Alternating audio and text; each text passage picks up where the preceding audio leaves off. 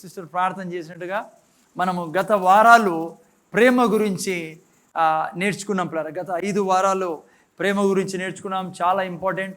మీ జీవితంలో ఏదైనా పని ఆగిపోయిందంటే కారణం ఏమంటే నువ్వు ప్రేమలో. ఈరోజు మన మధ్య అంజు వచ్చింది. గుడ్.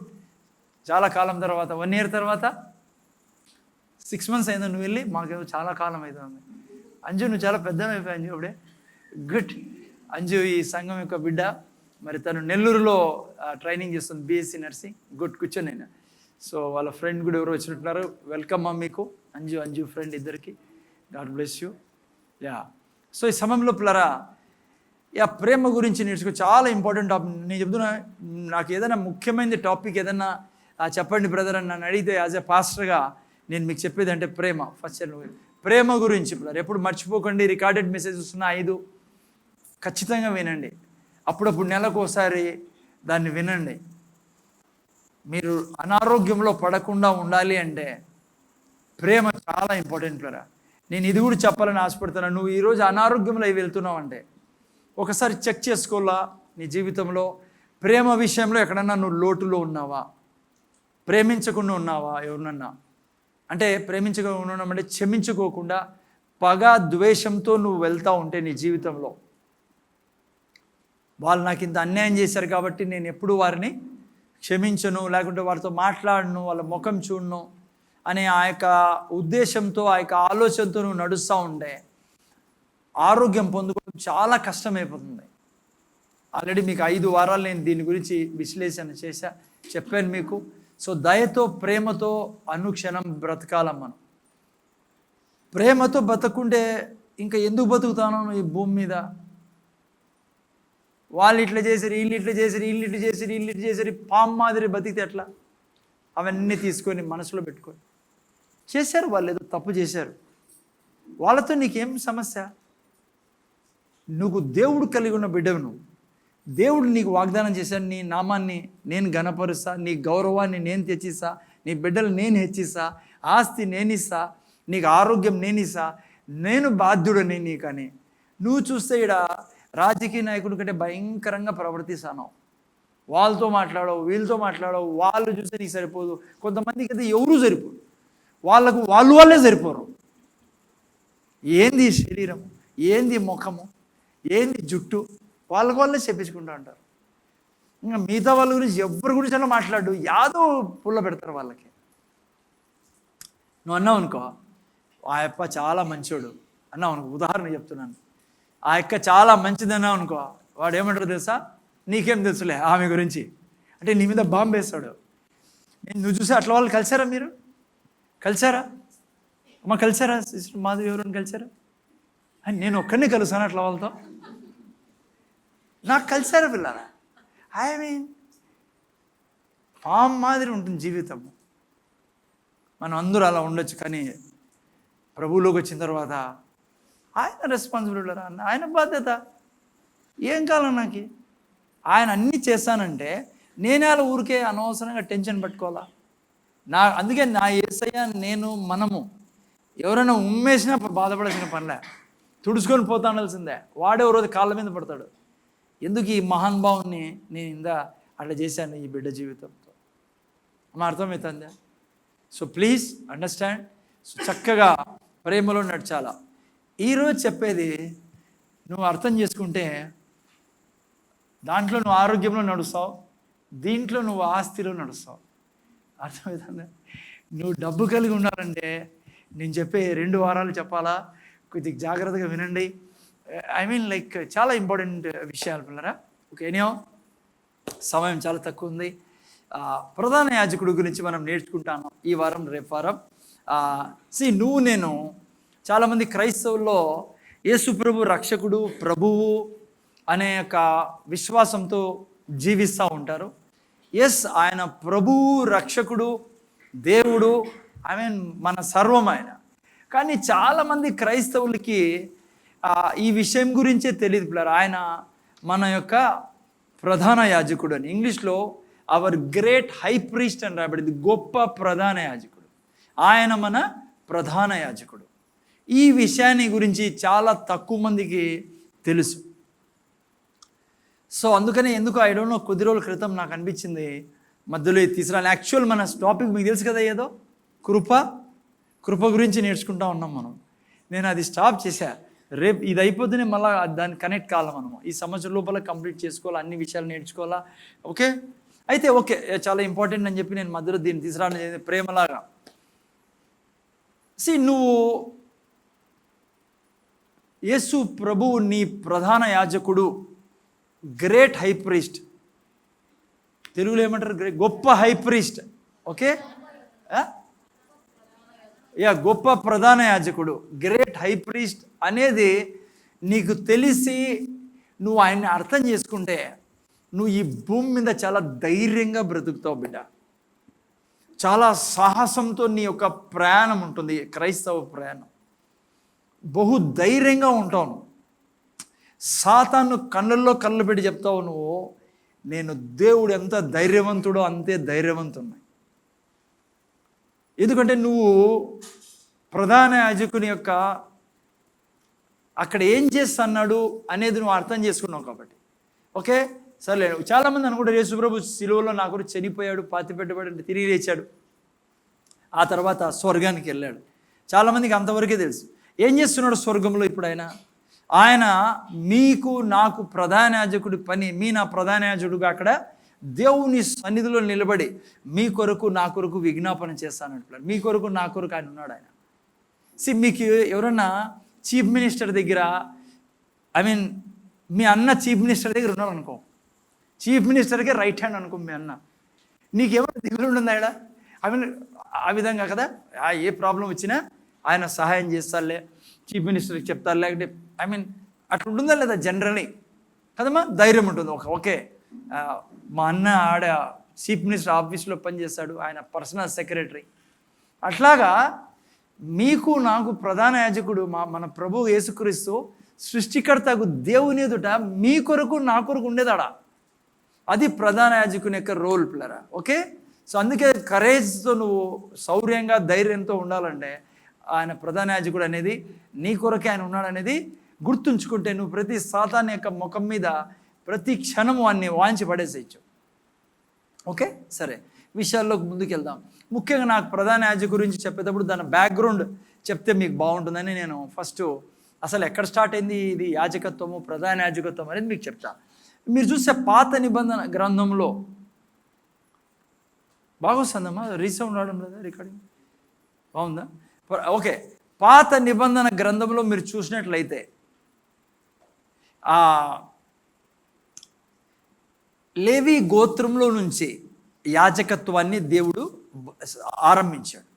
ఓకే, ఇట్లా చెప్తాను ఉండండి. అబ్రహాము, అందరికి తెలుసు కదా, మిస్టర్ అబ్రహాం, బైబిల్లో అబ్రహాము, మన చర్చిలో ఉన్న అబ్రహాం బ్రదర్ కాదు. ఓకే, అబ్రహాం యొక్క పిల్లల పేర్లు ఏమ్మా? సారా, అబ్రహాం మధ్యలో పుట్టిన పిల్లలు ఇస్సాకు. ఇస్సాకు సంతానం ఎవరు?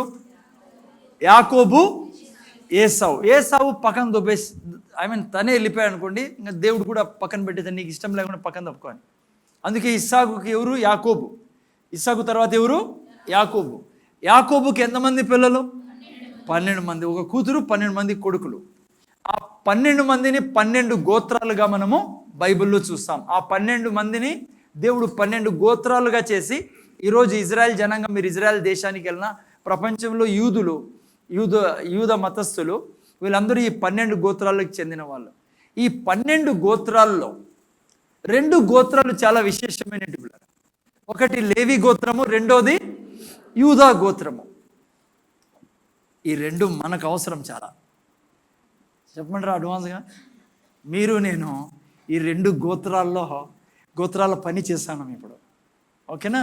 ఓకే, ఎనియో ఈ గోత్రాల్లో, ఈ 2 గోత్రాల నుంచి, లేవి గోత్రంలో నుంచి దేవుడు యాజకత్వాన్ని తీసుకొచ్చాడు. యాజకుల్ని, ఈ వంశాన్ని యాజక వంశంగా మార్చుకున్నాడు. ఏ గోత్రాన్ని? లేవి గోత్రం. ఓకే, ఈ లేవి గోత్రాన్ని యాజక గోత్రంగా మార్చుకున్నాడు. ఓకే, దేవుని దగ్గరికి మనిషి డైరెక్ట్గా పోయేదానికి వీల్లేదు, ఎందుకంటే మనిషి పాపంలో ఉన్నాడు, దేవుడు పరిశుద్ధుడు. సో వీళ్ళిద్దరి మధ్య కలయిక కోసము దేవుడు యాజకత్వాన్ని తీసుకొచ్చాడు. ఈ యాజకుడు ఏం చేసేవాడు? దేవునికి మనిషికి మధ్య ఉండేవాడు. ఓకే, సో ఈ విధంగా లేవి గోత్రంలో నుంచి వాళ్ళందరినీ యాజకులుగా చేసి వాళ్ళల్లో ఒకరిని ప్రధాన యాజకుడుగా దేవుడు ఎన్నుకునేవాడు. ఈ ప్రధాన యాజకుడు ఏంటంటే బలులు అర్పించడం, బలులు చేసి ఈ బలులు ఇచ్చి ఆ బలి ముఖ్యంగా సంవత్సరానికి ఒకసారి ఆ యొక్క గొర్రెపిల్ల యొక్క రక్తాన్ని వాళ్ళ పాపములు కప్పేదానికోసము బలి ఇచ్చిన ఆ యొక్క గొర్రెపిల్ల రక్తాన్ని తీసుకొని అతి పవిత్ర స్థలంలోకి వీడియో రెడీ ఉందా, అతి పవిత్ర స్థలంలోకి ఆ రక్తాన్ని తీసుకెళ్ళేవాడు సంవత్సరానికి ఒకసారి. ఆ యొక్క పండగను ఈరోజు కూడా మీరు నెట్లో చూస్తే యోమ్ కిప్పూర్, యోమ్ వైఓఎం KIPPUR, యూదులు దాన్ని యోమ్ కిప్పూర్ అనే పేరుతో పిలుస్తారు ఈ పండుగని. మనము డే ఆఫ్ అటోన్మెంట్ అంటాం ఇంగ్లీష్లో, తెలుగులో కప్పబడే పండగని. అంటే సంవత్సరానికి ఒకసారి వాళ్ళ యొక్క పాపములు కప్పబడేటప్పుడు ఈ యొక్క బలి ద్వారా ఆ యొక్క బలి పశువు మీద, ఆ యొక్క గొర్రెపిల్ల మీద ప్రధాన యాజకుడు చేయి పెట్టి ఇజ్రాయేల్ యొక్క ప్రతి ఒక్క వారి యొక్క పాపములన్నీ ఆ యొక్క గొర్రెపిల్ల మీద వేసేవాడు. ఆ గొర్రెపిల్లని బలి ఇచ్చేవారు. ఆ గొర్రెపిల్ల యొక్క రక్తాన్ని తీసుకొని ఈ యొక్క ప్రధాన యాజకుడు సంవత్సరానికి ఒకసారి ఆ యొక్క అతి పవిత్ర స్థలంలోకి వెళ్ళి రక్తాన్ని చిందించేవాడు. అది ప్రధాన యాజకుని యొక్క పని. ఓకే, సో ఈ ప్రధాన యాజకునికి 3 క్వాలిటీస్ ఉండేటి పిల్లరా, 2 ఉండేటివి, నేనైతే 3 అంటాను దీన్ని. ఎట్లా అంటే ఈ యొక్క ప్రధాన యాజకుడు ఏ గోత్రం నుంచి ఎన్నుకోబడాలా? లేవి గోత్రం నుంచే ఉండాలా, వేరే గోత్రంలో నుంచి ఉండకూడదు, దేవుని యొక్క ఆజ్ఞ. ఓకే, ఫస్ట్ లేవి గోత్రానికి చెందినవాడై ఉండాలా ఈ ప్రధాన యాజకుడు, బాగా అర్థం చేసుకోండి. రెండవది, నేను ముందర చూడండి, రెండవది ఈ యొక్క ప్రధాన యాజకుల్లో ఏ డిఫార్మిటీ ఉండకూడదు, ఏ డిసెబిలిటీ ఉండకూడదు. అంటే చౌటోడో, మూగోడో, కుంటోడో ఉండకూడదు. ఈ యొక్క ప్రధాన యాజకుడు చాలా పర్ఫెక్ట్గా ఉండాలా. ఓకే, మూడవది దేవుడే ఎన్నుకునేవాడు ప్రధాన యాజకుడిని. ఈ యాజకులందరిలో, లేవీలందరిలో నుంచి ఆయన ఎన్నుకునేవాడు. ఉదాహరణకి అహరోన్ని ఎన్నుకున్నాడు, మోషేతో చెప్పాడు అహరోన్ని ప్రధాన యాజకుడిగా చేయమని. ఈ విధంగా ఈ 3 స్పెషాలిటీ ఉండేది ఈ వ్యక్తిలో. యాజకులందరిపైకి అతన్ని ప్రధాన యాజకుడిగా తీసుకునేవాడు దేవుడు. ఆ తర్వాత ఆయనలో ఏ డిఫార్మిటీ, డిసెబిలిటీ ఉండేది కాదు. మూడవది ఎలక్షన్ల ద్వారా కాదు ఎన్నుకోబడేవాడు. ఎవరి ద్వారా ఎన్నుకోబడేవాడు? ఈరోజు చాలామంది యాజకులు ఎలక్షన్ల ద్వారా ఎన్నుకోబడతారు. సో యాజకుడు ఎప్పుడు ఎలక్షన్ల ద్వారానో ఓట్లు వేయడం ద్వారా ఎన్నుకోబడకూడదు, దేవుడు ఎన్నుకొని ఉండాలి ఆ వ్యక్తిని. ఓకే, ఎనియో, సో ఈ విధంగా ప్రధాన యాజకుడు ఎన్నుకోబడేవాడు. ఈ ప్రధాన యాజకుడు ఏం చేసేవాడంటే దేవుడు మోషే ద్వారా కట్టించిన మందిరములో సేవ చేసేవాడు. నేను మీకు హెబ్రీలు రాసిన పత్రికలో నుంచి ఈరోజు ప్రీచ్ చేయబోతున్న మహాయాజకుని గురించి. సో ఓకే, దీన్ని చెప్పే ముందు ఒక చిన్న మాట చెప్పాలని ఆశపడతాను, మళ్ళీ మిస్ అవుతుంది. హెబ్రీలు రాసిన పత్రిక ఒక స్పెషాలిటీ ఏంటంటే, ఎవరు రాశారో తెలియదు కానీ అంచనా వేయచ్చు, పౌలు రాశారు పిల్లరా. ఇది డెఫినెట్గా చెప్పాలంటే అపోస్తలుడు పౌలే హెబ్రీలు రాసిన పత్రిక రాశాడు. ఎవరి కోసం రాశారు ఈ పత్రిక అంటే, యూదుల్లో నుంచి యేసు ప్రభుని రక్షకుడుగా అంగీకరించారే వాళ్ళ కోసం రాయబడిండేది. ఎందుకు రాయాల్సి వచ్చిందంటే, వాళ్ళ మీద వస్తున్న కష్టాలను బట్టి, సమస్యలను బట్టి, యూదులు పెడుతున్న టార్చర్ని బట్టి కొంతమంది వాపస్ వెళ్ళిపోదాం యూదా మతంలోకి అనుకొని ఆలోచిస్తున్న సమయంలో, అనుష ముందర చూస్తున్నాం కదా, ఆలోచిస్తున్న సమయంలో ఈ యొక్క పత్రికను రాయడం జరిగింది. అందుకే చాలా అద్భుతమైన పత్రిక పిల్లరా హెబ్రీలు రాసిన పత్రిక. క్లియర్గా మీరు తెలుసుకోవచ్చు యేసు ప్రభు ఎవరు అసలు కానీ, బాగా రాయబడిన పత్రిక యేసు ప్రభు గురించి. ఓకే, సో వీళ్ళ అనుమానాన్ని తొలగించడానికి మీరు నమ్ముతున్న యెహోవా దేవుడు యేసు ప్రభువే అని, ఆ తర్వాత మీ యొక్క బలులు ఇవన్నీ ఉన్నాయే అవన్నిటినీ యేసు ప్రభువే సంపూర్ణం చేశారు నైనా, మీరు అవిశ్వాస పడొద్దని వాళ్ళ కొరకు స్పెషల్గా రాసిన పత్రిక. ఈ పత్రికల నుంచి నేను చెప్తున్నా మీకు, హెబ్రీలు రాసిన పత్రికల నుంచి. ఓకే, ఇప్పుడు చూడండి, ప్రధాన యాజకుడు ఏం చేసేవాడంటే, మోషేకి దేవుడు చెప్పాడు, మోషే నువ్వు మందిరాన్ని కట్టు. ఆ మందిరము ఎన్ని భాగాల్లో ఉండేది? 3 భాగాల్లో ఉండేది పిల్లరా. అర్థమైందా? మొదటి భాగాన్ని తెలుగులో ఔటర్ కోట్ అంటాము, ఆంగణం అంటాము, ఔటర్ కోట్ అని ఇంగ్లీష్లో అంటాము. రెండో భాగం వచ్చి పవిత్ర స్థలము. ఇనండి, ఇది చాలా ఇంపార్టెంట్, నేను వేరే చెప్పాలి దీని గురించి. మూడవది అతి పవిత్ర స్థలం, అతి పరిశుద్ధ స్థలం. Outer court, holy place and holy of holies. ఇది ఇంగ్లీష్లో. తెలుగులో చెప్పండి రబ్బా, తెలుగులో ప్రాంగణము, పరిశుద్ధ స్థలము, అతి పరిశుద్ధ స్థలం. పరిశుద్ధ స్థలానికి అతి పరిశుద్ధ స్థలానికి మధ్యలో తెర ఉండేది. ఆ తెర యొక్క 6 ఇంచుల మందముతో తెర ఉండేది. ఆ తర్వాత ఆ తెర దాటి ఒకే ఒక వ్యక్తి పోగలడు ఈ భూమి మీద, ఇంకెవరు పోయలేదు. ఆ వ్యక్తి పేరేంటి? ప్రధాన యాజకుడు. ఆయన మాత్రమే ఎప్పుడు పోయేవాడు? సంవత్సరానికి ఒకసారి. సరిగ్గా పోలే, లేకుంటే ఆయన వాపస్ రాలేడు పాపంతో పోతే. అందుకే తన కోసం పరిహారం చేసి పోయేవాడు. ఇది మందిరం యొక్క సీన్. మందిరంలో 3 భాగాలు ఉండేవి, కర్టన్, ఆ తర్వాత సంవత్సరానికి ఒకసారి ప్రధాన యాజకుడు పోయేవాడు. ఈ వీడియో చూడండి, నేను వేరే ఇంకో ఏదో చెప్పాలి, దీన్ని చూడండి. ఇది ఆ యొక్క లైక్ ఆ యొక్క మందిరం, దేవుడు మోషేకి చెప్పిన మందిరం. ఈరోజు కూడా ఉంది ఇజ్రాయెల్లో, అంటే మోడల్ ఉంది, తిమ్నాత్లో ఉంది. ఓకే, ఇది మందిరము. సౌండ్ కూడా పెట్టుకునేనా, అర్థంలో కాదులే ఇంగ్లీష్. పెట్టేసి ఏం ఆఫ్ అయిపోయిందా?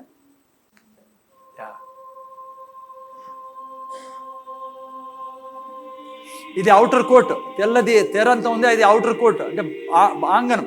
ఇది ఈ 2 పవిత్ర స్థలం, అతి పవిత్ర స్థలం. ఇది చూడండి, ఇక్కడ ఎంటర్ అవుతున్నాడు పవిత్ర స్థలంలో. ఆంగణం నుంచి ఇది అతి పవిత్ర స్థలం. ఇది ఆంగణం పిల్లరా. ఓకే కాదా? ఆంగణం, ఆంగణం. ఇది ఆంగణం పిల్లరా, ఔటర్ కోట్ అంటాం. చాలా ఇది కొలతలు ఉన్నాయి, మనకు అవసరం లేదు ఇప్పుడు. ఆ తర్వాత ఇది బలిపీఠం, ముందుకు తీసుకెళ్ళిన రాండి రాండి రాండి, నో ప్రాబ్లం.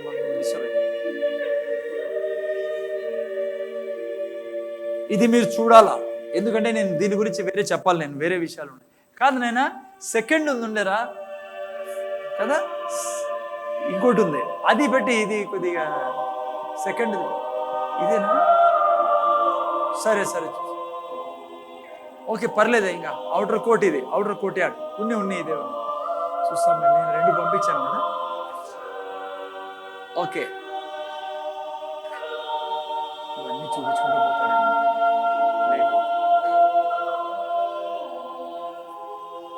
గంగాలం ఇవన్నీ ఉన్నాయి, మనకి ఇప్పుడు అవసరం లేదు. నాకు 3 ఆ సెక్షన్స్ గురించి చెప్పాలి, నేను వేరే విషయం. ఓకే, ఇది పవిత్ర స్థలం. ఓకే, పవిత్ర స్థలంలోకి ఎంటర్ అవుతాను అన్నాడు. ఓకే, 2వ సెక్షన్ ఇది పవిత్ర స్థలం. చూడండి, అక్కడ దీపస్తంభం ఉంది, ఆ తర్వాత సముఖపు రొట్టెల యొక్క బల్ల, ఆ తర్వాత ముందర బలిపీఠము, ఆ తర్వాత అక్కడ దూతలు చూస్తున్నారు మీరు స్క్రీన్ మీద. దీన్ని మెనోరా అంటారు ఇంగ్లీష్లో, దీపస్తంభం.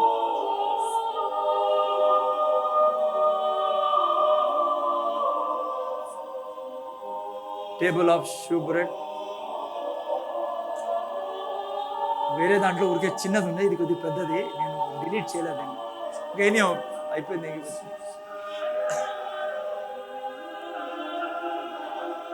దీని అన్నీ చాలా అర్థాలు ఉన్నాయి. దీని అన్ని యేసుప్రభు పిల్లర. ఆ రొట్టె యేసుప్రభు, ఆ దీపస్తంభం యేసుప్రభు. ఇది స్వర్గం. హలో, ఇది నేను ఒక మాట చెప్పబోతున్నా. స్వర్గం ఎలా ఉందో ఇది ఇక్కడ దేవుడు పిక్చర్ ఇచ్చాడు. అది మర్చిపోకండి, నేను చూపిస్తాను మీకు కొద్దిసేపులో బైబిల్లో. ఇది ఏంటంటే స్వర్గంలో ఏం జరుగుతుందో అది కింద భూమి మీద కట్టబడింది. ఇది అతి పరిశుద్ధ స్థలం. లోపల మందసం మీద కేరుబులు, లోపల మరి ఆర్క్ ఆఫ్ ద కవర్, లోపల మీకు 2 పలకలు ఉంటాయి, 10 ఆజ్ఞలవి. ఆ తర్వాత అహరోను కర్ర, అహరోను చిగురించిన కర్ర, ఆ తర్వాత మన్నా. 3 లోపలు ఉంటాయి. బహుశా దీంట్లో అదో 3 లోపలు ఉన్నాయి చూడండి. చిగురించిన కర్ర, 2 పలకలు ఉన్నాయి, పక్కన మన్నా. ఓకే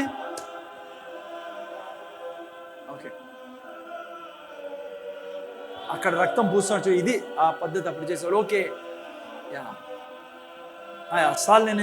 ఆ స్లైడ్ పెట్టిండు, నేను జస్ట్ పిక్చర్ అట్లే పెట్టి చాలు, పర్లేదు. ఒక లైన్ నేను పంపించాను సపరేట్గా, అది పెట్టచ్చు పిక్చర్. ఓకే ముందర చూడండి. నేను ఇప్పుడు ఇక్కడ ప్రధాన యాజకుడు సేవ చేసేవాడు పిల్లరా భూమి మీద.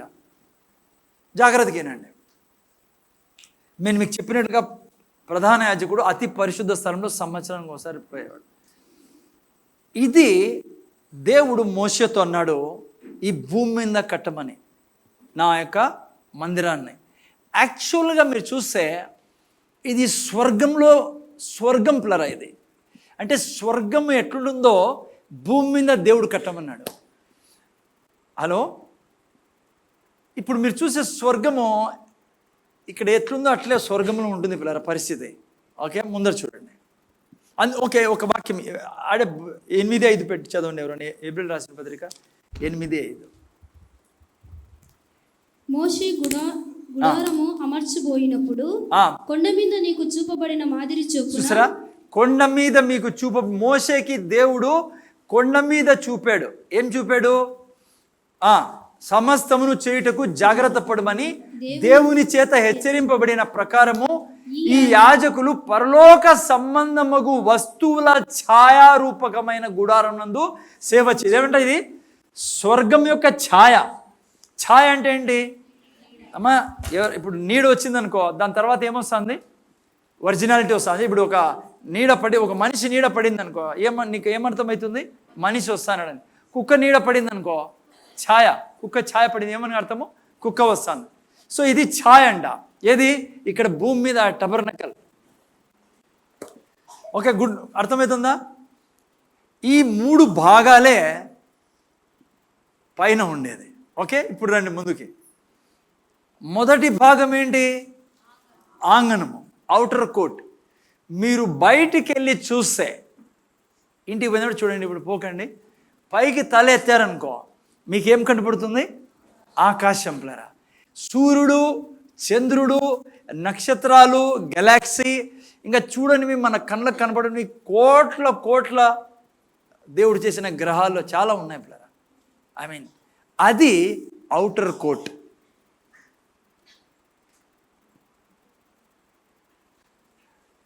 అది అవుటర్ కోట్. ఎందుకు? ఓకే, దీనికంటే ముందు ఒక వాక్యం నాకు చదవండి. 2 కొరింథీ 2:12 ఒక వాక్యం చదవండి. చూడండి, పౌలు ఏమంటాడు? పౌలు ఎక్కడికి ఎత్తబడ్డాడంట? పౌలు ఎక్కడికైతే 3వ ఆకాశానికి నేను ఎత్తబడ్డాను అంటాడు. చదవండి, 3వ ఆకాశానికి ఎత్తబడ్డాను అన్నాడు. ఓకే, చదువుతారు ఎవరన్నా? క్రీస్తు సువార్త ప్రకటించు. చదువు. ఏమైనాను క్షమించుటయే. 12:2 2 కొరింథీ 12:2.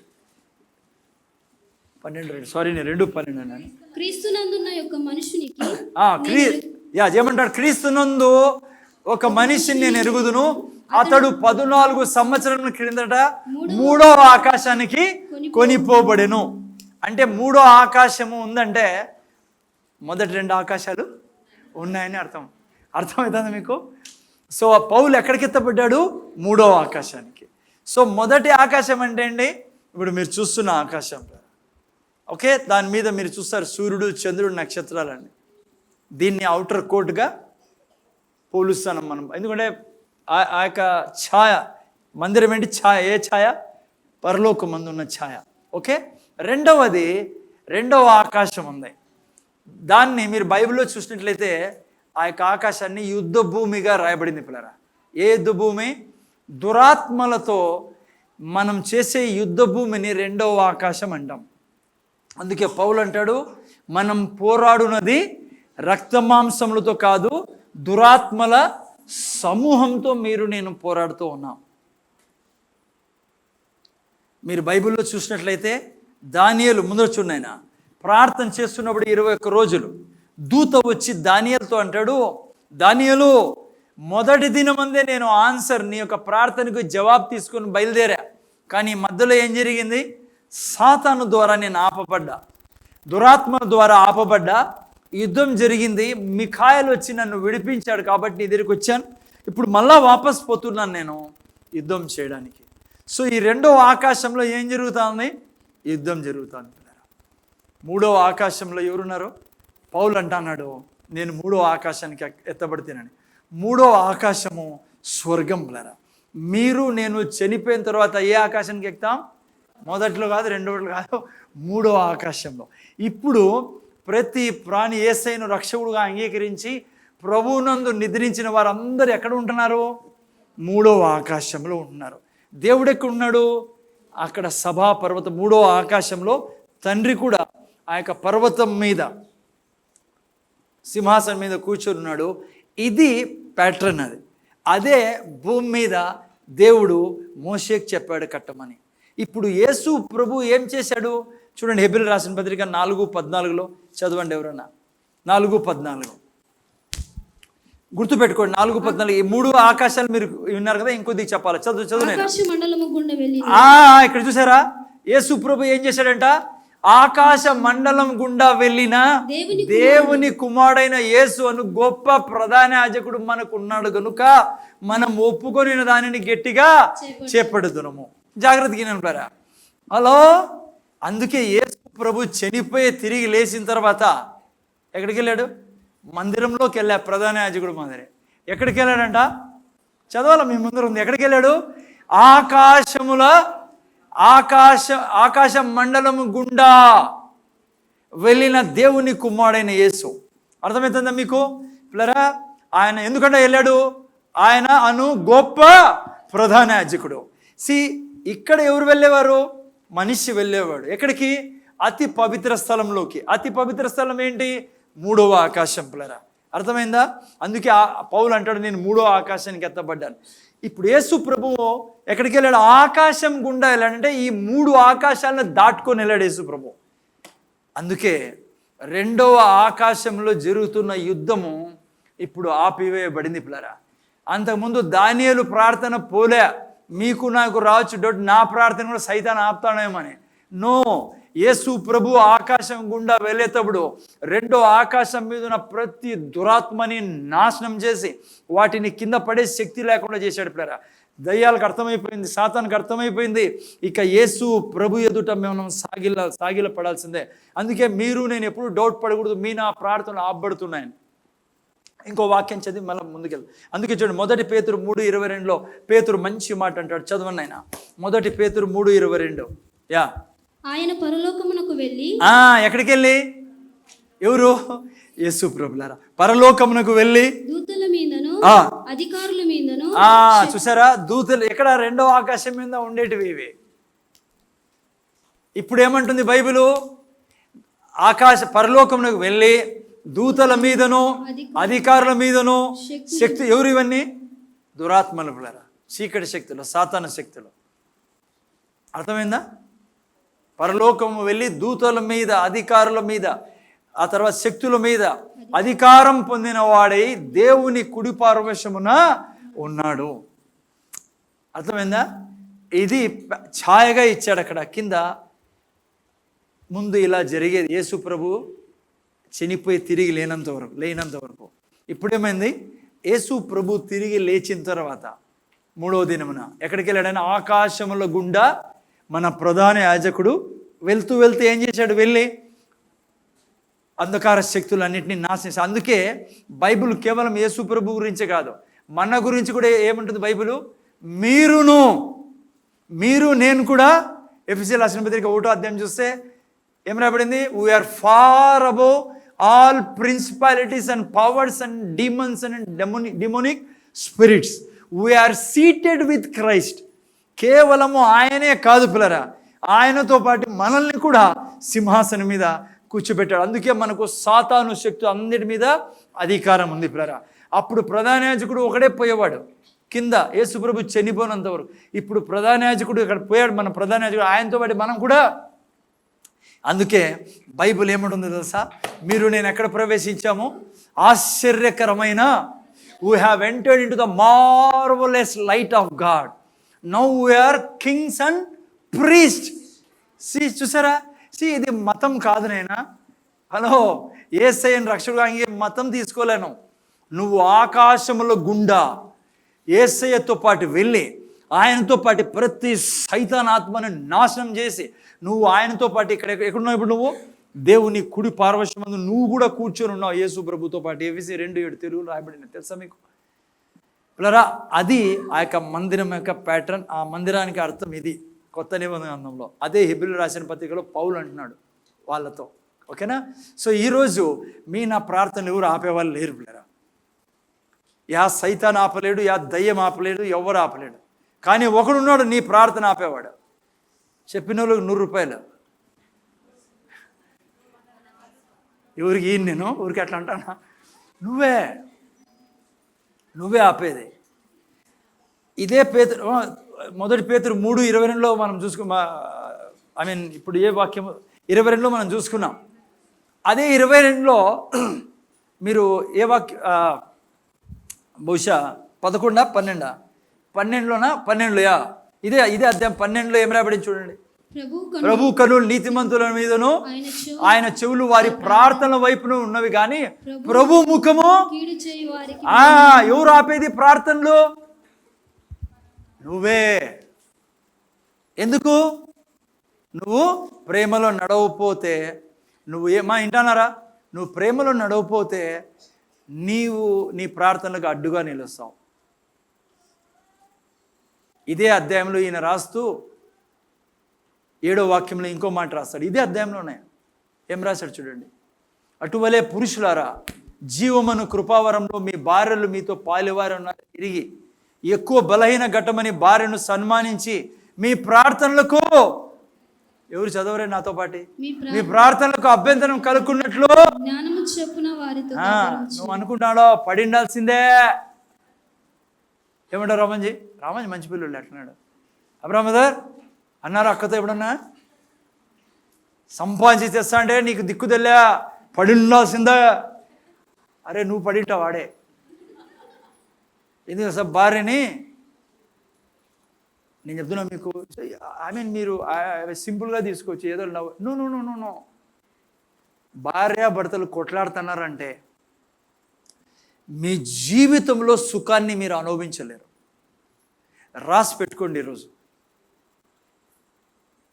సాతాను యొక్క ఇష్టం ఏంటంటే మీకు నాకు బిర్యానీ ఇష్టం కదా. ఈరోజు సండే వానికి ఇష్టమైంది ఏదన్నా ఉందంటే భార్యాభర్తలు కొట్లాడుకుంటా అంటే చూడాలనే మహా తాపత్రయం. ప్రతి నీచ కార్యం వాడు చేయొచ్చు. నువ్వు ఇద్దరు కొట్లాడుతుంటే దయతో సీరియస్గా తీసుకోండి. భార్యాభర్తలు ఎప్పుడు కొట్లాడద్దు పిల్లరా. నిజం చెప్తున్నాను మీకు, నీ ప్రార్థనలు దేవుని సన్నిధిలో చేరవు. సైతాన్ ఏం చేయలేడు నిన్నే. వానికి తెలుసు కాబట్టి నిన్నేం చేయలేడని నీకే కొట్టేసుకొని మీరే కొట్టేసుకొని నేను కూర్చోంటానంటాడు వాడు. ఎప్పుడు కొట్లాడకూడదు పిల్లరా. ఒకరు ఏదన్నా తప్పు చేసినప్పుడు అప్పుడే కదా క్షమించాలా. ఇప్పుడు భర్త ఏదైనా తప్పు చేసినప్పుడు భార్య క్షమించాలా. భార్య అయినా తప్పు చేసినప్పుడు భర్త క్షమించాలా. తయారేం చేశాను భార్య స్వర్గం మాదిరింది మా ఇంట్లో సార్ కొట్లాడుకుంటాను. అరే మీ ఇల్లు దయ్యాల నిలయంగా మారుతుంది. దయతో క్షమించండి. భార్యాభర్తలు ఎంత ఒద్దిగ్గా ప్రేమతో ఉంటే అంత మంచిది. రెండవది, ప్రేమ లేకుండా నువ్వు కీడు చేసేవాడివైతే, ఇతరులకు కీడు చేసేవాడైతే నువ్వు ప్రార్థనలు ఆగుతాయి. నాకెందుకు ఆ ప్రేమ సబ్జెక్ట్ నుంచి పోబుద్దే కాడంలా. తిరిగి ఆటికిపోతానని చెప్పి వాపస్. ఎందుకంటే ఇది పెద్ద మంత్రం మాదిరి. మంత్రం అనకూడదు కానీ నీకు అర్థం చేసుకొని చెప్తానా. నీ ఆత్మీయ జీవితానికి నాశనం చేసి పెట్టేది ఏదంటే నువ్వు ప్రేమలో నడకపోవడం. నువ్వు అనొచ్చు ఉపవాసం ఉంటాం సార్ వారు. అందుకే చాలామంది క్రైస్తవులు ఉపవాసాలు ఉంటారు. తప్పేం లేదు, ఉపవాసాలు ఉంటారు, వాక్యం చెప్తా అంటారు, ప్రార్థన చేస్తారు, చర్చిలో అందరికంటే ముందు వస్తారు, అందరికంటే లాస్ట్లో వెళ్తారు. మన ఇక్కడ లేదనుకోండి, వేరే చోటు చెప్తున్నాం మీకు. ఏంది జరగదు. ఎందుకు తెలుసా? ప్రేమ లేకుంటే నీ విశ్వాసము పని చేయదు, నీ ఉపవాసం పని చేయదు. దేవుడు అన్నీ సరిచేస్తాడు. నీ భర్త ఒకవేళ చెడ్డ వ్యక్తి, నిన్న శుక్రవారం నేను చెప్పాను మీకు. ఆ వ్యక్తిని చూసి నువ్వు చెడ్డవాడు అనే బదులు నువ్వేం చెప్పాలి తెలుసా? అబద్ధం చెప్పమనంలా. బైబిల్ ఏం చెప్తుందో అది చెప్పు, మిగతాది దేవుడు చూసుకుంటాడు. నువ్వు చెప్పాలా, నా భర్త ప్రభా నువ్వు మా కాపరి, మా ఇంటికి నువ్వు అన్నావు ఏమీ లేదని. నా భర్త నన్ను చేతుల్లో పెట్టుకొని నన్ను ప్రేమించి నన్ను జాగ్రత్తగా చూసుకుంటాడు. యేసునామములో ఇది జరుగునుగాక, దీనికి విరోధమైన ఆయుధము వర్ధిల్లదని నువ్వు చెప్పావు, నువ్వు చేయి తండ్రి. ఓకే. సో ఈ విధంగా మనం జీవితంలో ముందుకు పోవాలి. కానీ కొట్లాడుకుంటా అట్లా మంచిది కాదు బిడ్డ. నీ ఇంట్లో డబ్బు ఉండదు, నీ ఇంట్లో క్షేమం ఉండదు. నేను ఇంకోటి చెప్తున్నా, లాస్ట్ వీక్ చెప్పాను మీకు. మీ పిల్లలు కూడా అట్లే తయారవుతారు. ఇది కూడా ట్రైనింగ్ ఫీల్డ్ కదా మీ ఇల్లు. దేవుడు ఏమన్నాడు? బాలుడు నడవలసిన త్రోవను వాడిని నేర్పము, పెద్ద అయినాక వాడు కూడా వాని భార్యని కట్టి తీసుకొని పరక తీసుకొని కొడతాడు. నువ్వు ఏం నడక నేర్పిస్తున్నావు? చాలామంది చూడండి, ఇప్పుడు కోడళ్ళుగా వస్తారు వీళ్ళు. ఎవరు? ఈ అనుషాట్ల వాళ్ళ. ఇప్పుడు ఇంట్లో ఏం నేర్చుకుంటే మొక్క ఉంది వంగంది మానై వంగదు.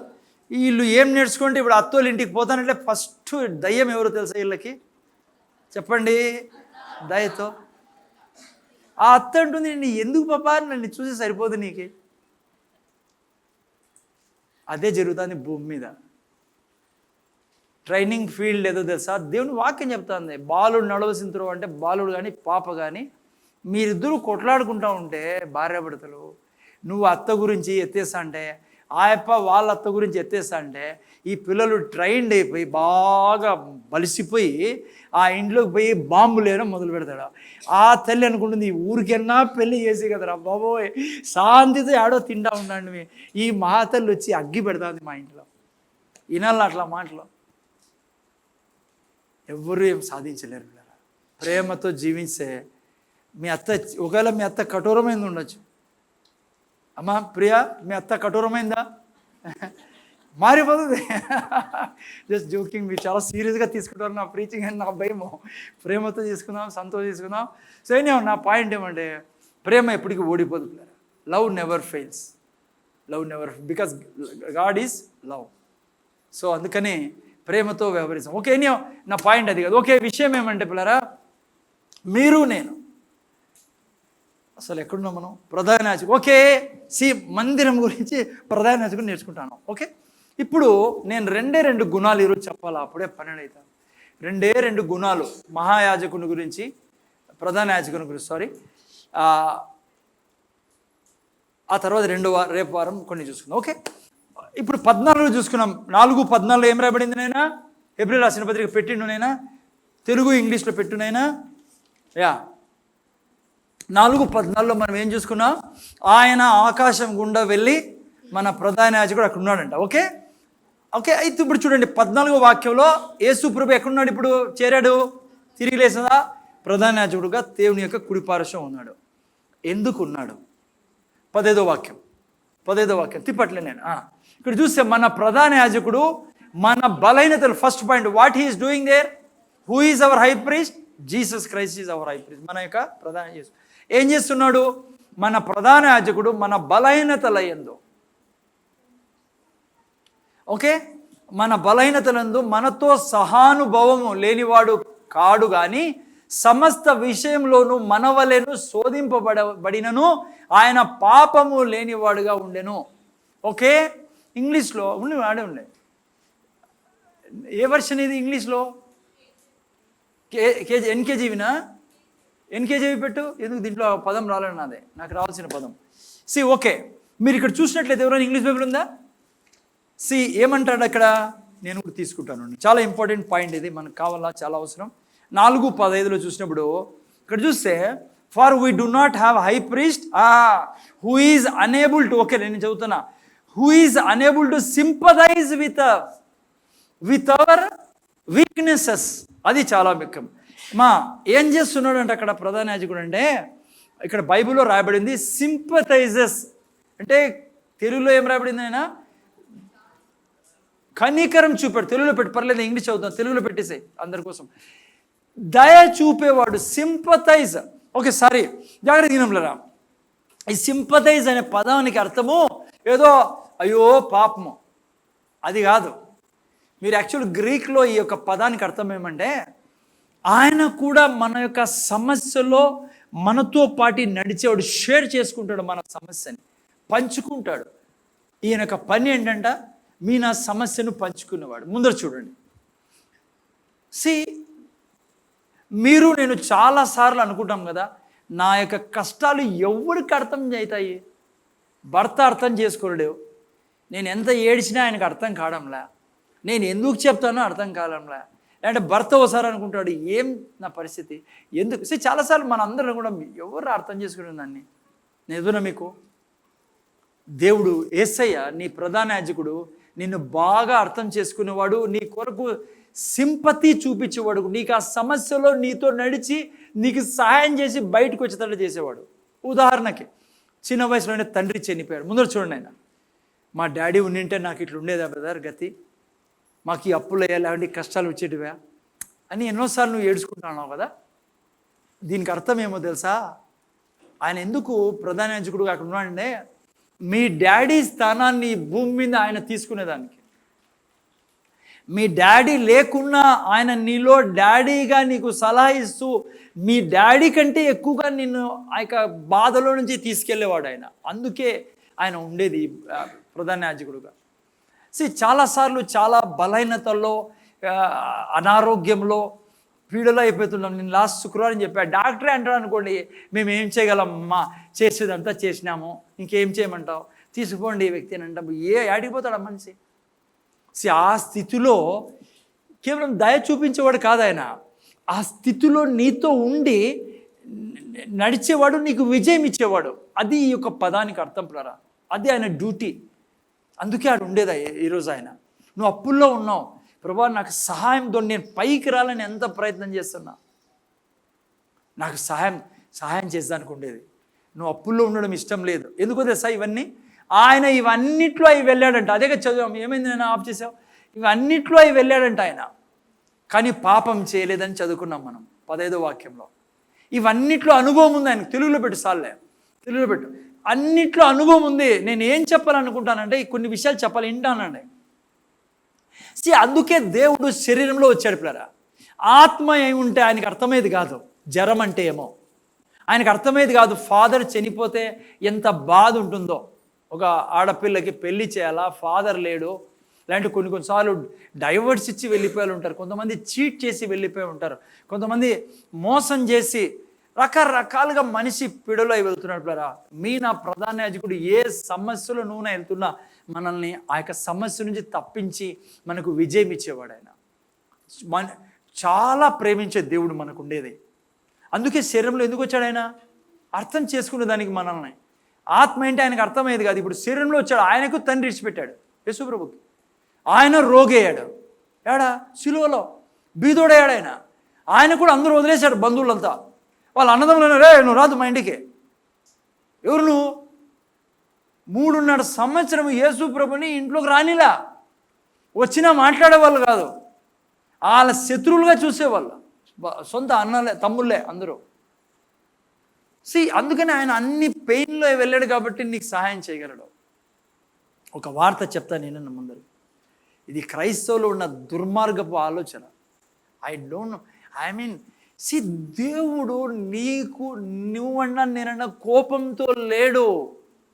కోపంతో ఉండేవాడైతే ఎందుకు తన కొడుకును చంపుతాడు ఈ లోకానికి పంపించి? క్రైస్తవుల్లో సాతాను కొంతమంది కలిసి దేవుని యొక్క పిక్చర్ని చెడగొట్టి పెట్టినారు.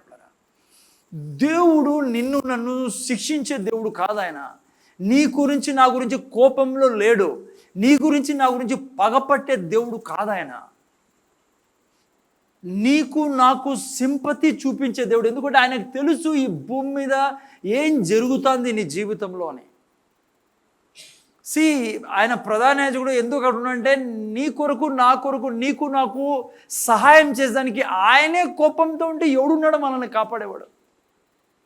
ఉదాహరణకు చెప్పి చాలామంది యేసుప్రభువుని రక్షకుడుగా అంగీకరించిన తర్వాత మాట చెప్తున్నాను నేను. క్రైస్తవుల గురించి చెప్తున్నాను నేను. నా ప్రీచింగ్ టోటల్లీ అన్యులకు పాపం ఏం తెలియదు. చాలామంది ప్రభుని నమ్ముకున్న తర్వాత కూడా తాగుతూ ఉంటారు పిల్లరా. సిగరెట్ తాగేవాళ్ళు ఉన్నారు, బీడీలు తాగేవాళ్ళు ఉన్నారు, కనీ తాగేవాళ్ళు ఉన్నారు, చెడ్డ అలవాట్లో ఉండేవాళ్ళు ఉన్నారు. నేను అది చేయమనడంలా, పాపం జోలికి పోద్దని నేను తాగమనడంలా. మళ్ళీ తప్పుగా అర్థం చేసుకుని పోకండి ఇటు నుంచి. పాపం నువ్వు చేస్తా అంటే దయ్యం నీ శరీరం మీద చేస్తాడు. సాతానికి నువ్వు దారం తెరుస్తావు పాపంలో జీవిస్తూ ఉంటే. నేను పాపం చేయమని చెప్పడంలా, కానీ నా ప్రీచింగ్ ఏమో తెలుసా? ఆయన నీకు సహాయం చేయాలని కోరుకునే దేవుడు. నువ్వు ఆ దుస్థితిలో ఉన్నా నిన్ను పోరా అనే దేవుడు కాదు ఆయన. నీ మీద తన సింపతిని కుమ్మరించి తెలుసు. నీకు తెలుసా, యేసయ్యను రక్షకుడుగా అంగీకరించిన తర్వాత ఎవరు పాపంలో జీవించాలని కోరుకోరుపులారా. అయితే ఎందుకు మళ్ళీ తాగుతున్నాడు? అది ఒక బంధకము. సాతాను తన మనస్సుని చుట్టి పెట్టింది. వ్యభిచారులు ఎందుకున్నాడు? ఆ యొక్క దురాత్మలు ఆ వ్యక్తిని చుట్టి పెట్టాయి. నువ్వు నేను అసహించుకుంటామేమో కానీ పాపాన్ని అసహించుకోవాలి పిల్లలు. అందుకని అట్లా వాళ్ళని అసహించుకోకుండా వాళ్ళ దగ్గర మనం దేవుని గురించి, ప్రభు గురించి చెప్పే వాళ్ళగా ఉండాలి. సో ఈ వాక్యానికి అర్థం ఏమంటే, వాళ్ళని కూడా దేవుడు తృణీకరించడంలా, వాళ్ళకి చెప్పడంలా పాపం చేయమని, పాపం అంటే ఇష్టం అని కాదు. కానీ నేను ఏం ఈరోజు ప్రీచ్ చేస్తానంటే, మీకు ఆయన సహానుభవము లేనివాడు కాడు కానీ సమస్త విషయాలు మన వల్ల శోధింపడను. ఓకే, మన బలహీనత లేదు, మనతో సహానుభవం కలవు, అంటే మనకు సహాయం చేయాలని కోరుకుంటున్నాడు ఆయన. ముందర చూడండి పిల్లరా. ఎందుకంటే నాకు తెలుసు ప్రభువులోకి వచ్చిన తర్వాత ఎన్నెన్నో అయి వెళ్తా ఉంటాం కదా. మీరు నేను ఎవ్వరు కూడా ఇక్కడ ఉండేవాళ్ళము, స్వర్గానికి మనం పోతా ఉండేది. మీరు నేను చాలా మంచోళ్ళు మనం కాదు. యాదో మిస్టేక్ చేస్తా అంటాం. ఆమె వ్యభిచారం చేస్తా అంది, నువ్వు యాదో ఈడ అబద్ధం చెప్పింటావు. అట్లా క్యాలిక్యులేట్ చేసుకుంటే మనం అంతా ఈడే ఉండాల్సిందే. అట్లని చెప్పి పాపం చేయమని చెప్పడంలో నేను పాపం చేసి ఆల్రెడీ చెప్పాను మీకు ఏం జరుగుతుందో. అపవాదికి చోటు ఇద్దని బైబిల్ చెప్తా ఉంది. బట్ వాట్ ఐఎమ్ టీచింగ్, ఏం చేస్తున్నాడు నేను ప్రధాన యాజకుడుగా అంటే, నీకు సహాయం చేసేదానికి ఆయన తండ్రి సన్నిధిలో నిలబడుకున్న రక్తం తీసుకొని. అంటే ఏంటి? ఇంకో మాట చెప్పి నేను విషయం చెప్తాను. ముందర చూడండి. మీరు నేను రక్షించబడిన తర్వాత మీ నా ఆత్మ పరిశుద్ధంగా చేయబడింది పిల్లరా. నేను వింటానవా? నీ నా ఆత్మలో ఏ పాపం లేదు. నీ నా ఆత్మ నూతన సృష్టి, నూతనంగా చేయబడింది. నీ నా స్పిరిట్లో ఏ అపరిశుద్ధత లేదు. మీ నా స్పిరిట్ ఎంత పరిశుద్ధమైందంటే యేసయ్య ఆత్మ ఎంత పరిశుద్ధమైందో. అందుకే బైబిల్ అంటుంది పరిశుద్ధాత్మ దేవుడు మన ఆత్మతో నివసిస్తా అన్నాడు. ప్రాబ్లం ఏడుందంటే మన మైండ్తో పిల్లలు, మన శరీరంతో. ప్రభువుకు తెలుసు నేను ఆత్మని కొరతగా చేశాను, కానీ వీరికి ఉన్న పాత మనస్తత్వము, ఆ యొక్క మనస్తత్వం ద్వారా ఈ శరీరంలో ఉన్న అలవాట్లు ఈ రెండు ఈ బిడ్డని ఇబ్బంది పెడుతున్నాయి. ఇప్పుడు నేను వదిలేశాను అనుకో, వీడు ఇంకా సాతాను ద్వారా ఇది చేయబడతాడు. అందుకే ప్రభు ఏమంటున్నాడంటే, ఆయన ఏమంటా మనకు సానుభూతి చూపించేవాడు. అట్లే ఏమని చేసుకోరా పర్లేదు adjust. No no no no no నేను అది ప్రీచ్ చేయడంలా. పాపం చాలా డేంజర్ పిల్లరా, పాముని స్వాగతం పలికినట్లే. అయితే నా పాయింట్ వినండి. నేను ఏమంటానంటే, నువ్వు ఉన్న బలహీనతల్లో నువ్వు ఆయనతో దూరం పరిగెత్తద్దు, ఆయన దగ్గరికి రా. ఇంకో వాక్యం, తర్వాత వాక్యం పెట్టాను 16 చూడు ఏం రాబడి. గనుక, అందరూ చెప్తారు నాతో పాటు, గనుక మనము కనుకరింపబడి సమయోచితమైన సహాయం కొరకు కృప పొందునట్లు ధైర్యముతో కృపాసింహాసనం వద్దకు, కృపాసనమును వద్దకు చేరుదము. అంటే ఏమో తెలుసా? ముందు చూడండి, నేను దేవుని దగ్గర రండి, దేవుని దగ్గర నుంచి పరిగెత్తకండి. చెప్పండి, ప్రభువా ఇదిగో తండ్రి, ఈ యొక్క బ్యాడ్ హ్యాబిట్ నా దగ్గర ఉంది. మనం వింటాను. ముందు చూడండి, నాకు దీని నుంచి విడుదల స్వామి, నీ కృప ఈ తండ్రి, ఇది చేయకుండా ఉండాలని. నేను ఒక ఎగ్జాంపుల్ గుర్తొస్తాను నీకు. ఒకరోజు ఏం జరిగిందంటే, నేను సాక్ష్యం చెప్తున్నాను మీకు. ఇట్లే ఒక వ్యక్తి మాటి మాటికి పాపం చేస్తానంట పిల్లరా, ఏదో తప్పు చేస్తాను, మాటి మాటికి చేస్తా అంటే ఈ వ్యక్తి ఏం చేశాడంటే, క్రైస్తవుడు, మాటి మాటికి పాపం చేస్తాను.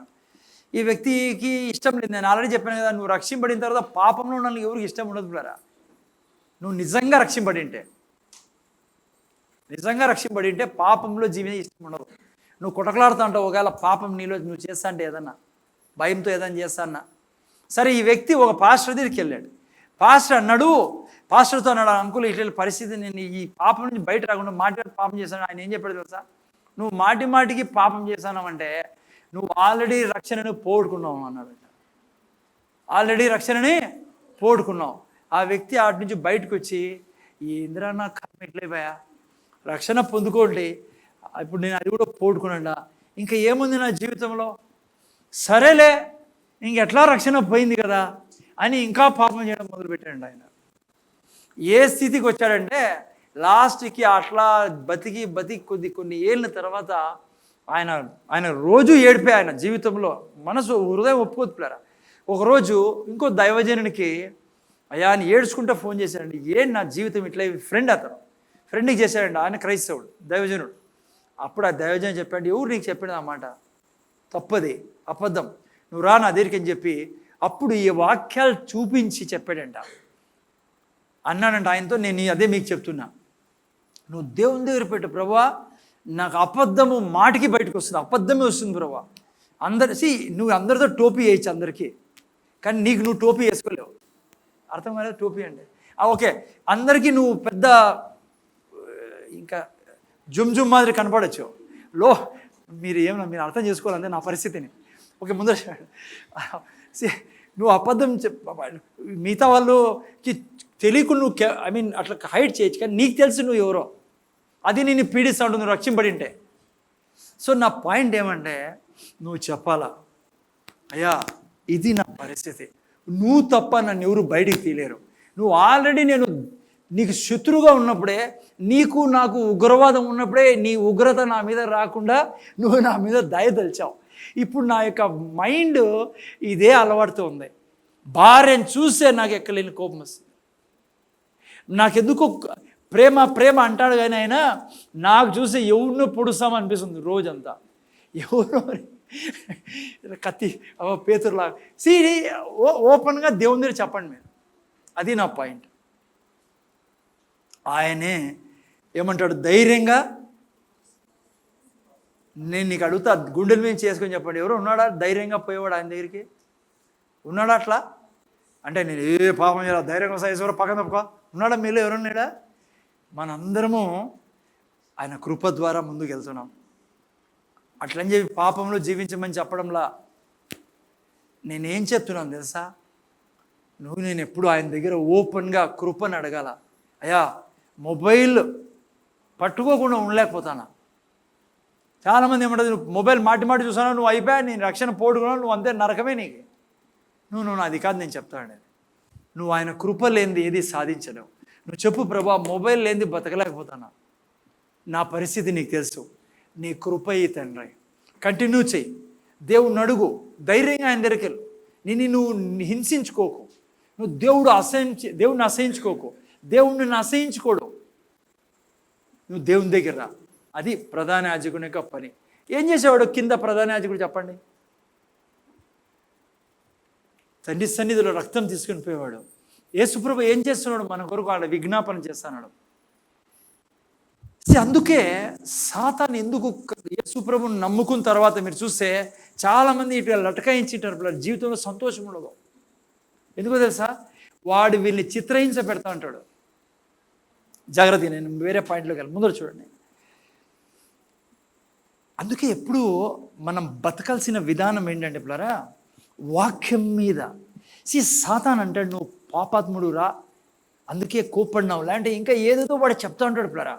మీరు ఎట్లా తెలుసా సింహం మాదిరి బతకాలంటే ఏం చేయాలి తెలుసా? మీరు మాట్లాడాల వంతో, నువ్వు చెప్పాలి నేను నీతిమంతుడిని, పరిశుద్ధుని, నేను యేసయ్య ద్వారా పరిశుద్ధతలో నడుస్తున్నా, నేను యేసు ప్రభు ఏమై ఉన్నాడు, నేను అదే ఉన్నా. వానికి జవాబు ఇచ్చేది నువ్వు నీ క్రియల వలన కాదు, దేవుని వాక్యం చెప్పు వాని దగ్గర. వాళ్ళు ఎట్లా జయించారు? గొర్రెపిల్ల రక్తంతోనూ తామిచ్చిన సాక్ష్యం ద్వారా. గొర్రెపిల్ల రక్తం ఏం చేసింది, యేసు రక్తం ఏం చేసింది, అది చెప్పాలా సాతానికి. సాతాన్ అంటే నువ్వు మొబైల్ ఇచ్చి ఉండలేవని. నువ్వేం చెప్పాలి తెలుసా? నా దేవుని కృప ఈ మొబైల్ని ముట్టుకోకుండా నాకు సహాయం చేస్తుంది తండ్రి. నీ నేచర్ నాలో ఉంది. నువ్వు మొబైల్ చూడవు, నువ్వు మొబైల్లో పోనోగ్రఫీ చూడవు, నువ్వు మొబైల్లో చెడ్డ చూడవు స్వామి. అదే స్వభావం నాలో ఉంది, నీలాగా బ్రతుకుతాను తండ్రి, నీలాగా. అదే కృపా సింహాసనం దగ్గర రమ్మంటాడు ఆయన. అన్నీ బాగున్నప్పుడు కాదు, ఎవడు పోలేడు ఆయన దగ్గరికి. ఆ విధంగా పోతే నువ్వు ఎవడు పోలేరు మనలో నుంచి. ఆయన కృప ద్వారా పోతున్నాం. సో ఏం నేర్చుకున్నాం? ఫస్ట్ పాయింట్ అంటే నా యొక్క ఈరోజు ఫస్ట్ పాయింట్లో, నేను ధైర్యంగా ఆయన దగ్గర మాట్లాడచ్చు. అయ్యా నాకు సహాయం చేయి, నీ కృప కావాలి నాకు, నేను ఈ పని చేయలేకపోతానని ప్రభా నాకు సహాయం చేయి. నేను మీకు ఛాలెంజే చెప్తున్నా. అదే వాళ్ళనే దేవుడు యథార్థవంతులు అంటాడు. బైబిల్లో ఏం రాబడిందంటే, దీనాత్ములు ధన్యులు వారు వారి యొక్క ఆత్మరక్ష మత్తయి సువార్త మొదటి ఏం రాబడింది ఫస్ట్ ఇది తెలుగులో? ఆత్మ విషయమై దీనులైన వారు ధన్యులు, వారు దేవుని చేత దీవించవాలంటే సాయం చేయబడదు. నువ్వు నేను చెప్పాలి. అందుకనే నా పాయింట్ ఏమంటే, నువ్వు దేవుణ్ణి ఎనిమిగా చూడొద్దు, శత్రువు కాదు. నువ్వంటే కోపం లేదు దేవునికి, నువ్వంటే అసహ్యం లేదు, నువ్వు టెర్రరిస్ట్ కాదు దేవునికి. నువ్వు టెర్రరిస్ట్గా ఉన్నప్పుడే నేను కొడుగ్గా కూతురుగా చేసుకున్నాడు ఆయన. నా పాయింట్ ఈరోజు నీ దగ్గర ఏ బలహీనత ఉన్నా, నువ్వు ఎక్కడైనా తప్పుదారిలో పోతాను, నేను మంచిది అనడంలా, నువ్వు దెబ్బ పడతా దాంతో నీకు, ఎందుకంటే శత్రువు చేతిలో పడతాను పోయి. కానీ ప్రభు సన్ని ధైర్యంగా పో. తండ్రి నువ్వు నాకు సహాయం చేయి, అబద్ధం చెప్పి ఈ అలవాటు నుంచి బయట వేయి, ఈ చెడ్డ అలవాటు నుంచి బయట వేసుకోమే నాయనా, నా కృపని వేసుకోమే, ఈ పోనోగ్రఫీ నుంచి బయట వేసుకోమే, నువ్వు హింసించుకోకు. ఆయన నీలాగా అయి వెళ్ళాడు కానీ పాపం చేయలే. ఆయనకు కూడా ఇమ్మోరాలిటీ థాట్స్ వచ్చాయి. సిలువలో ఉన్నప్పుడు లోక పాపం అంతా తన మీదకి వేయబడింది. ప్రతి వ్యభిచారపు అన్ని ఆయన మీద వేశాడు దేవుడు. ఆయన టెంప్టేషన్లో వెళ్ళాడు కానీ పాపం చేయలేడు. నేను చెప్తున్నా, నీకు ఛాలెంజ్ చేసి, నువ్వు టెంప్టేషన్లో వెళ్తున్నా, నువ్వు పాపం చేయకుండా చేయగలడు నేను, నువ్వు పాపంలో పడకుండా. నేను చెప్తున్నా పిల్లరా, నేను ఇక్కడ చాలాసార్లు ఏదో అట్లా ప్రీచింగ్ కాదు నేను చేసింది, నేను ప్రాక్టికల్గా అనుభవించినని మీకు చెప్తా. నేను ఈరోజు కూడా అనుక్షణం నాతో యుద్ధం జరుగుతూనే ఉంటుంది. నేను అనుక్షణం చెప్తా ఉంటాను, నేను నీతిమంతున్నాయి, నేను పరిశుద్ధున్నాయి, ఆ దేవుళ్ళ నేను మొబైల్లో చెడ్డ చూసుకోకుండా జీవిస్తా, ఆ దేవుడి నేచర్ నాలో ఉండేది, దేవుడి స్వభావం నాలో ఉండేది, దేవుళ్ళ ధైర్యవంతుడు నేను దేవుని పుట్టిన. మీరు యా ప్రీచర్ అయినా చెప్తాడో లేదో నాకు తెలియదు ఇవన్నీ, ఐ డోంట్ నో, నేను ఎప్పుడు నేనైతే వినలే. బట్ నేను చెప్తా, నేను నా దేవుని వాక్యాన్ని నమ్ముతా. నేను దేవుడు అంటా, నిన్ను నా స్వరూపంలో పోలికలో సృష్టించానని. నేను దేవునితో అన్నా, నువ్వు అనేది అబద్ధం చెప్పవు, నువ్వు నా పోలిక స్వరూపం అన్నావు కాబట్టి నేను దాన్నే నమ్ముతా. నాలో నీ నేచర్ ఉంది. ఈవెన్ నేను భయపడిన దినాలు ఉన్నాయి పిల్లరా. నేను మీకు చాలాసార్లు చెప్పా, 3 రోజులు నరకంలో ఉండొచ్చా నేను, అంటే అది పోలేదు కానీ ఈ భూమి మీదే భయం భయం భయం భయం, ప్రతి క్షణం వణికాను నేను. నా ఇంట్లో కూడా ఎవరికి తెలియదు, రాత్రి పగులు వణికేవాడిని నేను. ఎవరైనా మాట్లాడితే భయం వేసింది నాకు, అనుక్షణం భయమే. నేను రాత్రి పూట కలలో కూడా దయ్యాలని చూసిన దినాలు 3. గుర్రాల మీద మనుషులు వచ్చినట్లు దురాత్మలని వచ్చింది. నేను ప్రభువా ఫినిష్, నా కథ అయిపోయాను. ఆ రోజు దేవుడు నాతో చెప్పాడు, నువ్వు నేనేమై ఉన్నానో అదే ఉన్నావు, యేసు ప్రభు ఏమై ఉన్నాడో నువ్వు అదే ఉన్నావు, అది తప్ప పెదవుల మీద వేరేది త్యాకు అని.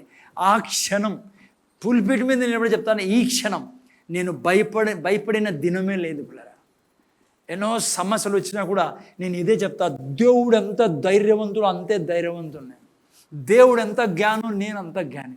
ఎందుకంటే నేను ఆయనకు పుట్టి ఉన్నాను, నేను ఆత్మని పిల్లల, శరీరం మనసు కాదు మనం. So what I'm saying, first point వచ్చి ఆయన ఎదుట నువ్వు నేను ధైర్యంగా రాల పిల్లల. అయ్యా నువ్వు తప్ప నాకు ఎవరు లేదు, నీ కృపస్వామి, నేను కూడా పాపం చేయకుండా జీవించి నా కృప అవుతాను, నువ్వు సహాయం చేయి. బ్రదర్స్ వింటానారా, నిరుత్సాహపడకండి.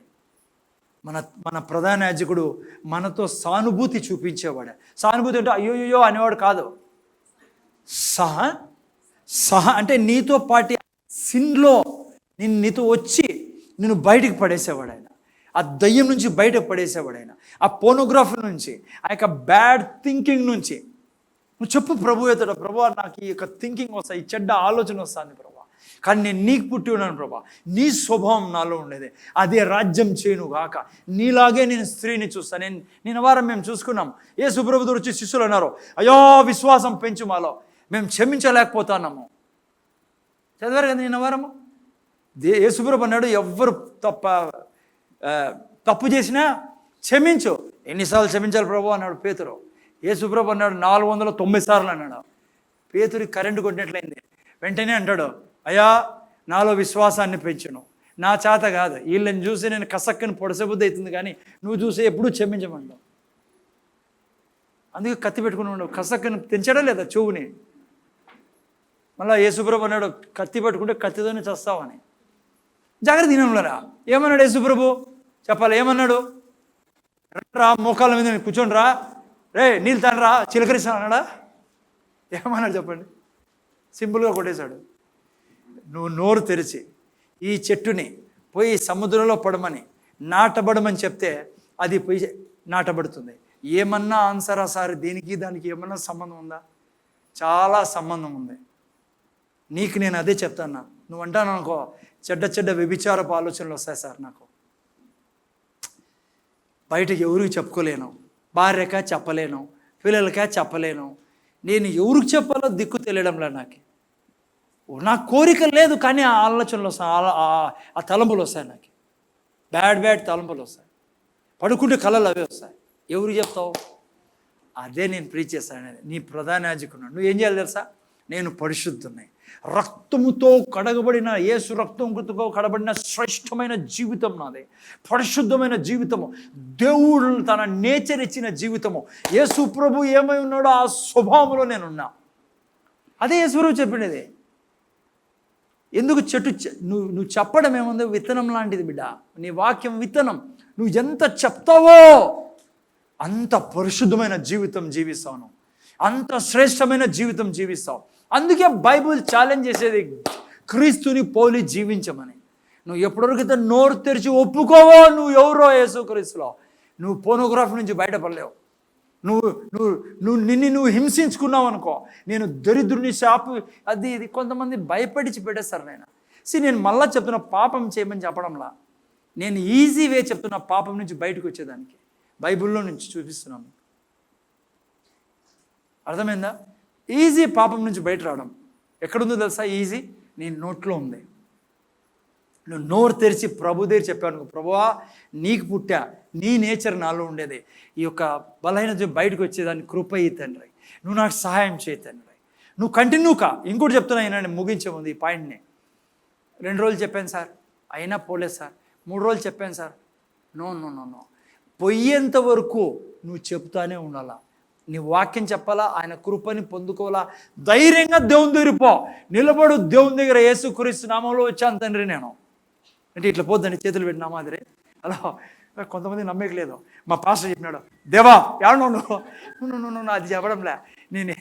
నీ గుండెలో ధైర్యం అని చెప్తున్నాను, కరేజ్. ఎందుకు నా ప్రధాన యాజకున్నాడు, తండ్రి నాకు సహాయం చేయి. భార్యను చూస్తే నాకు కోపం తండ్రి. బయట వాళ్ళతో అందరితో బాగా కనపడతాను నేను. ఇంట్లోకి వెళ్ళిన తర్వాత ఇంట్లో పీడిస్తా అంటాను నేను. నాకు నువ్వే సహాయం చేయి, నా భార్యను ప్రేమించేస్తా. అండ్ ఇంకా ఏమో plan. Okay, so first point నేను ఇది చెప్పాలి ఈరోజు. ఓకే, సో ధైర్యంగా ఆయన దగ్గర. అందుకే ఏం రాబడింది? 4 తీసేకనైనా. ఓకే మనం ధైర్యంగా వెళ్దాం. ఓకే, చూడండి. ఆ తర్వాత నెక్స్ట్ పాయింట్ 5వ అధ్యాయంలోకి. యాక్చువల్గా అధ్యాయాలు మళ్ళీ డివైడ్ చేశారు పిల్లరా, లేకుంటే ఇది కంటిన్యూగా రాయబడినది. Okay, Bible. ఓకే, 5వ అధ్యాయంలో నుంచి మనం వెళ్దాం. ఇప్పుడు రెండో పాయింట్ చెప్పి నేను ముగించాలా? చెప్పినైనా 5వ అధ్యాయము. ఇక్కడ చూస్తే మొదటి వాక్యంలో, ప్రతి ప్రధాన యాజకుడును మనుషుల్లో నుండి ఏర్పరచబడిన వాడై పాపముల కొరకే అర్పణలను బలులను అర్పించుటకు దేవుని విషయమై నా కార్యములు జరిగించుటకై మనుషుల నిమిత్తం నియమను. మీకు తెలుసు కదా యాజకుడు ఎందుకున్నాడో? దేవునికి మనుషులకు మధ్యలో. ఓకేనా? ఓకే, నెక్స్ట్ వాక్యం. తాను కూడా బలహీనత చేత ఆవరింపబడి ఉన్నందున అతడు ఏమీ తెలియని వారి ఎడలను, త్రోవ తప్పిన వాడి ఎడలను అమ్మా వినండి, యేసయ్య ఎప్పుడు నీ మీద కంపాషన్ కలిగిన వాడు.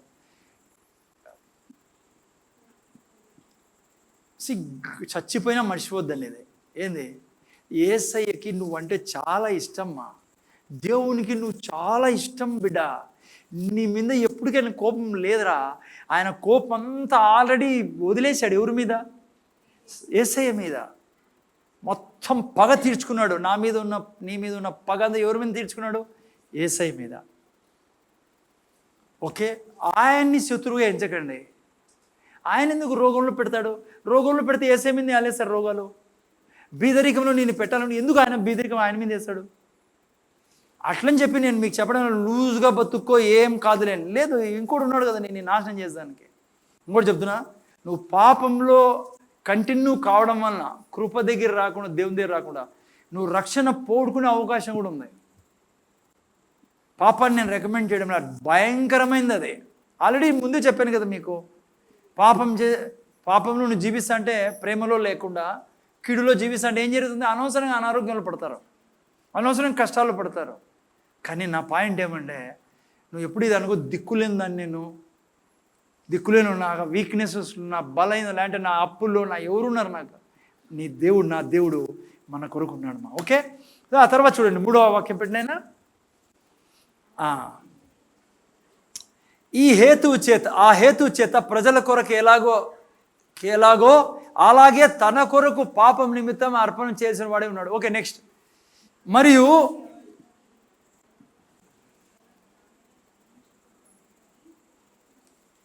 Okay, yeah 5 అధ్యాయమేనా? ఓకే, సరే, ఓకే, గుడ్.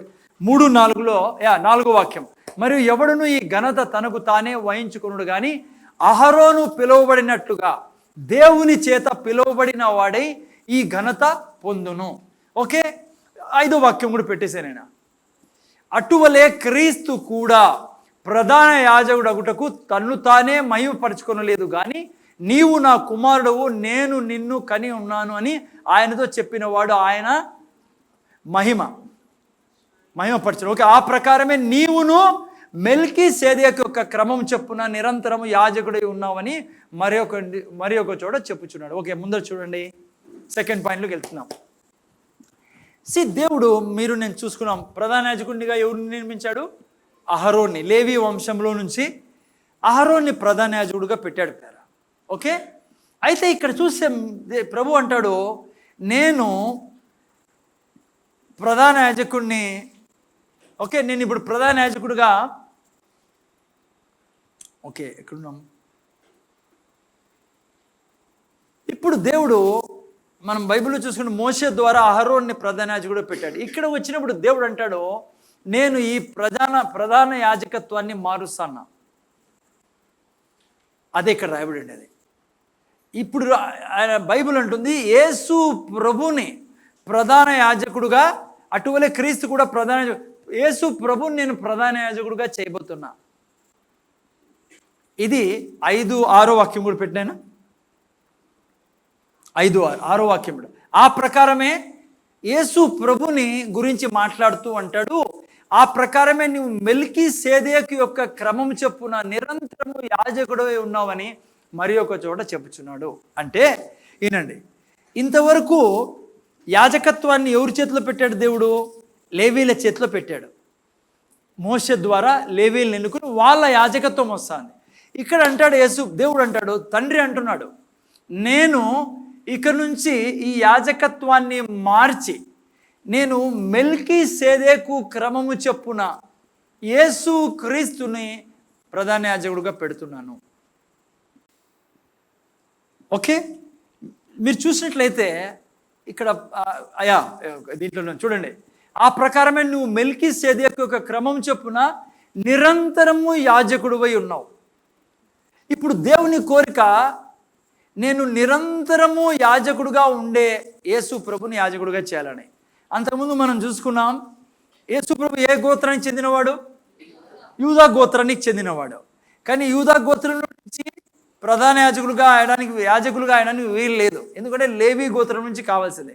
కానీ ఇక్కడ దేవుడు అంటాడు, నో, నేను ఇప్పుడు చేంజ్ చేయబోతున్నా.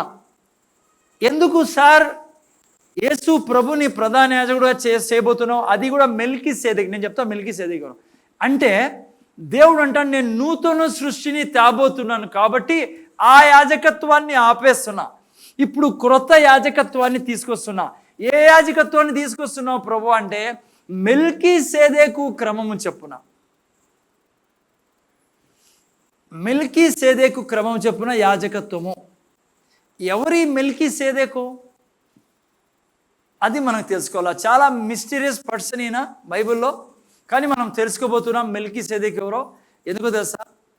నువ్వు మెల్కీసెదెకు ఎవరో తెలుసుకుంటే, ఆయన యాజకత్వాన్ని నువ్వు తెలుసుకుంటే, ఫస్ట్ నువ్వు బీదరికం నుంచి బయటపడతావు.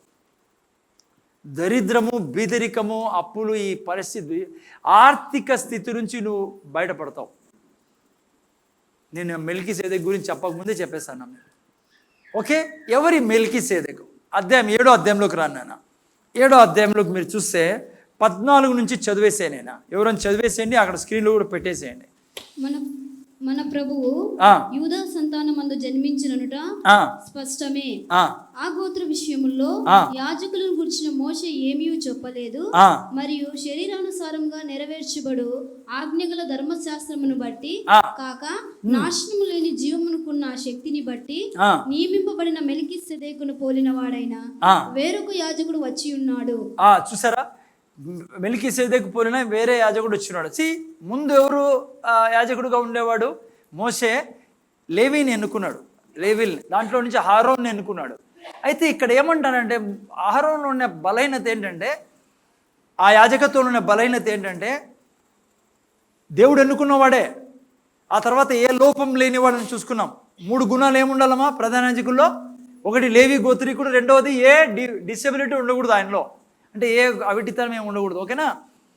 మూడోది దేవుడు ఎన్నుకోండాల, అట్లా వాడు. కానీ ఆయనలో ఒక సమస్య ఉంది. ఏం సమస్య చెప్పండి? ఆయన చనిపోయేవాడు. ఎవరు? ఆ యాజకుడు. ఆ రోజు చనిపోయాడు, మళ్ళీ ఇంకోటి వచ్చాడు, మళ్ళీ ఇంకోటి. కానీ దేవుడు అంటాడు, ఇప్పుడు నాకు అది వద్దు, ఇప్పుడు నేను మెల్కీసెదెకు క్రమము చెప్పునంటే నాకు నిరంతరము నిలిచుండే యాజకుడిని నేను పెట్టబోతున్నా. అది దీనికి అర్థం పిల్లరా.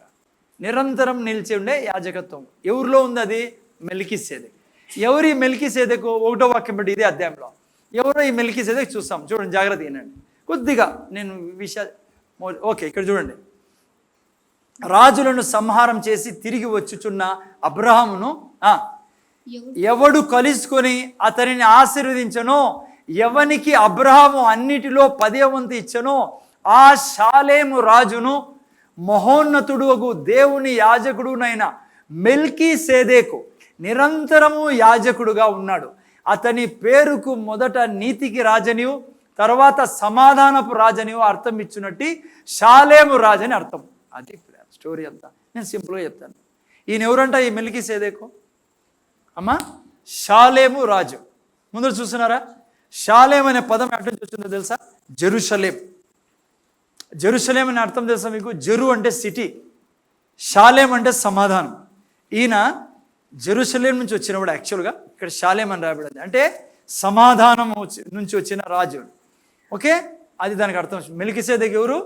సమాధానపు రాజు. రెండవ సమస్య ఏంటి? ఈయన ఎవరు? రాజు. మీరే చెప్పండి. ఒకటి, యాజకుల్లో లేవీలో నుంచే ఉండాలా రాజు, యాజకుడు, లేవీలో నుంచి ఉండాలా, యూదా గోత్రం నుంచి ఉండకూడదు. రాజు ఏ గోత్రానికి చెందినవాడై ఉంటాడు? యూదా గోత్రానికి కదా. మెల్కీసెదెకు రాజు అంట. పాత నిబంధన గ్రంథంలో మీరు చూస్తే రాజులు యాజకుని పని చేసినారనుకో ఫినిష్ వాళ్ళు. సౌలు ఏం చేశాడు? తొందరపడి యాజకుని పని చేసి ఏమన్నాడు? దేవుడు నీ రాజ్యం నీ నుంచి తీసివేయబడతాను. అంత స్ట్రిక్ట్గా ఉండేది. కానీ ఇక్కడికి వచ్చేటప్పటికి, ఈ నూతన సృష్టి వచ్చినప్పటికీ దేవుడు నిర్ణయించుకున్నాడు, ఇక నుంచి మెల్కీసెదెకు క్రమము చొప్పున యాజకత్వం ఉంటుంది. ఓకే, ఆ తర్వాత ఓకేనా, అర్థమైందా? ఆ తర్వాత చూడండి 3వ వాక్యం. అతడు తండ్రి లేనివాడును తల్లి లేనివాడును వంశావళి లేనివాడును జీవిత కాలమునకు ఆది అయినను జీవమునకు అంతమైనను లేనివాడై ఉండి దేవుని కుమారుని పోలి ఉన్నాడంట. ఎవరి మెల్కీసెదెకు అమ్మ? ఎవరి మెల్కీసెదెకు? నేను చెప్తున్నా, ఈ టోటల్ సమ్మరీ డిస్క్రిప్షను ఎవరిని చూపిస్తుంది? యేసు ప్రభు. అంటే ఆ రోజు అబ్రహాంని ఎదుర్కొనేది ఎవరు? యేసు ప్రభు. సో దేవుని కోరిక ఏంటంటే, ఇప్పుడు నూతన సృష్టి కొరకు నేను ప్రధాన యాజకుడిని తీసుకుంటున్నాను. ఎవరి క్రమంలో? మెల్కీసెదెకు క్రమంలో. అంటే లేవి గోత్రం నుంచి కాదు, నిరంతరము నిలుచు యాజకత్వాన్ని నేను ఇవ్వబోతున్నా. మెల్కీసెదెకు ఎవరో కాదు పిల్లరా, యేసు ప్రభుకి సాదృశ్యం. అంటే యేసు ప్రభు ఆయన మన ప్రధాన యాజకుడు. ఇప్పుడు నిరంతరము నిలిచే ప్రధాన యాజకుడు. ఈరోజు ఎవరు మీ నా ప్రధాన యాజకుడు? యేసు ప్రభు. లేవి గోత్రపు యాజకత్వం తీసివేయబడింది. ఇప్పుడు యాజకత్వం ఎక్కడి నుంచి వచ్చింది? మెల్కీసెదెకు క్రమం చెప్పున. మీకు మాట చెప్తున్నా, శుభవార్త. మీరు నేను ఏ గోత్రానికి చెందిన వాళ్ళం? మీకు చెప్తున్నా, మనం కూడా మెల్కీసెదెకు క్రమంలో వస్తాం. అందుకే మీరు నేను ఏమై ఉన్నాం? రాజును యాజకులునే ఉన్నాం. చూసారా, యేసయ్య మన తండ్రి పిల్లలు, మన ప్రభు, ఆయనలో మనం ఉన్నాం. ఓకే, ఇప్పుడు నేను చెప్పాల్సిన పదము ఏంటి? బీదరికాన్ని ఎట్లా మెలికిసేదే క్రమం తీసేస్తుంది. అది నా 2వ పాయింట్. 3వ పాయింట్, 4వ పాయింట్ నెక్స్ట్ వీక్. ఓకేనా? ముందు చూడండి, ముగిస్తాను. 4వ వాక్యం పెట్టినాను. ఇప్పుడు చూడండి ఏమవుతుందో. 3వ వాక్యమే, సారీ 2వ వాక్యం సార్, 2వ వాక్యం. ఏమని రాయబడింది ఇక్కడ? ఎవడు అబ్రాహాము కలుసుకున్నాడంట. ఎవరైనా? మెలికిసేదెకు. అబ్రాహాం ఏం చేశాడు? అన్నిటిలో, జాగ్రత్త తినాలి ఇప్పుడు, ముగిస్తాను. అన్నిటిలో ఏమిచ్చాడు? 10వ వంతు ఇచ్చాడు. ఏంది 10వ వంతు అంటే? టైత్. అమ్మ అర్థమైందా? జాగ్రత్తగా వినాలి. జస్ట్ 5-7 మినిట్స్ చెప్పేస్తాను నేను, 10 నిమిషాల లోపల ముగిస్తాను. ఇది చెప్పేకే సెకండ్ పాయింట్లో. ఇప్పుడు చాలామంది టైత్ అనేటప్పటికి దేవుడు నా జేబులో నుంచి లాక్కుంటానని అనుకుంటారు.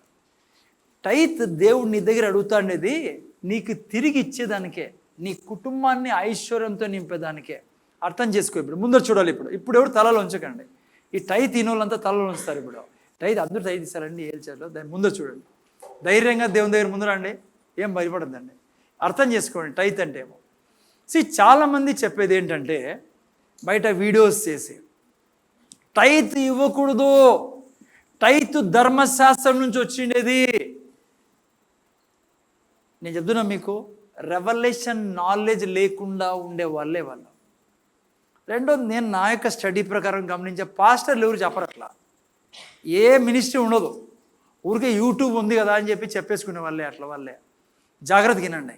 వాళ్ళేమంటారంటే, మీకు కూడా బాగా క్లియర్ కాలా ఇదే, మీరు టైత్ ఇచ్చి కూడా ఆశీర్వాదాలు లేకుండా అయిపోతారు. టైత్ ఇచ్చి, ఇది అర్థం చేసుకోండి. ధర్మశాస్త్రంలో టైత్ ఇవ్వమని రాబడింది. ఇప్పుడు ధర్మశాస్త్రంలో లేం కదా, అందుకనే టైత్ ఇచ్చిన అవసరం లేదు అంటారు. నేను కూడా మీకు చెప్తాను, ధర్మశాస్త్ర ప్రకారము టైత్,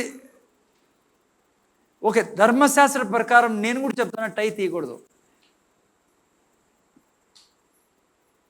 ధర్మశాస్త్ర ప్రకారం టైత్ ఇచ్చేవారు, అందుకే ఇప్పుడు ధర్మశాస్త్రం లేం కాబట్టి కృప కింద ఉన్నాం కాబట్టి టైత్ ఇద్దంటారు. నేను కూడా మీకు చెప్తున్నా, ధర్మశాస్త్ర ప్రకారం టైత్ ఇవ్వకూడదు.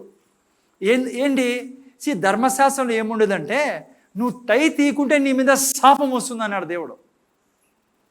ధర్మశాస్త్ర ప్రకారం నువ్వు ధర్మశాస్త్ర ప్రకారం టైత్ ఇవ్వకూడదు. నేను అందుకే ఎప్పుడు చెప్పను టైత్ ఇవ్వకుంటే శాపం వస్తుందని. నేను ఇది కూడా చెప్పను మీకు, టైత్ ఇవ్వకుంటే దేవుడు హాస్పిటల్ బిల్లు ద్వారా మీతో తీసుకుంటారులే అని. చాలామంది చెప్తుంటారు, తప్పది.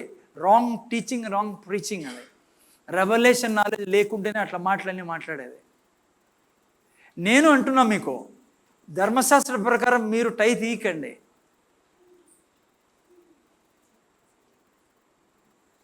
అబ్రహాము టైత్ ఇచ్చిండేది ధర్మశాస్త్రం వచ్చినాం కాదు.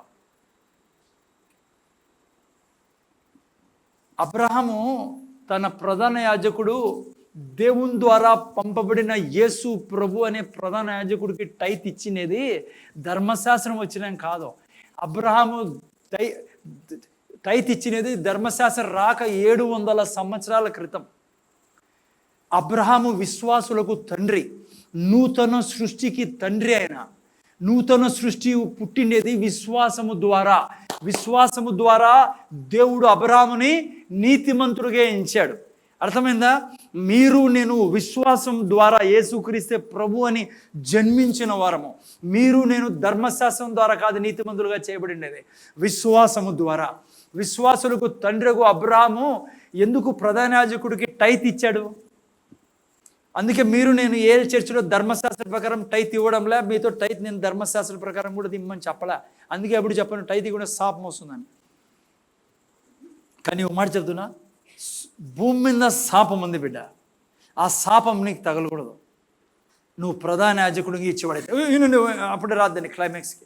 ముందు చూడండి, నేనంట సరే అబ్రహాం ఎందుకు టైత్ ఇచ్చాడు? అబ్రహాము టైత్ ఎందుకు ఇచ్చాడు? మెలికిసేదెక్కి. ఎవరైనా ఆప్ చేయడం తొందరగా. మెలికిసేదెకు ముందర చూడండి.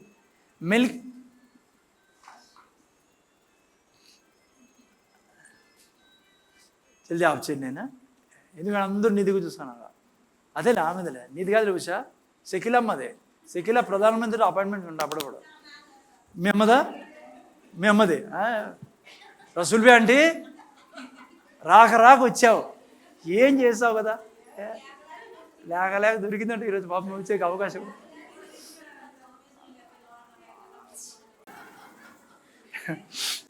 పాపం నేను నీకు చెప్పాను కదా అక్క, ప్రధాన యాజకుడు నీతో ఉన్నాడో, నీ కొడుకు వినడో, మనవుడు వినడో, ఎవడు వినడో, కానీ ప్రధాన యాజకుడు వింటాడు చూడు.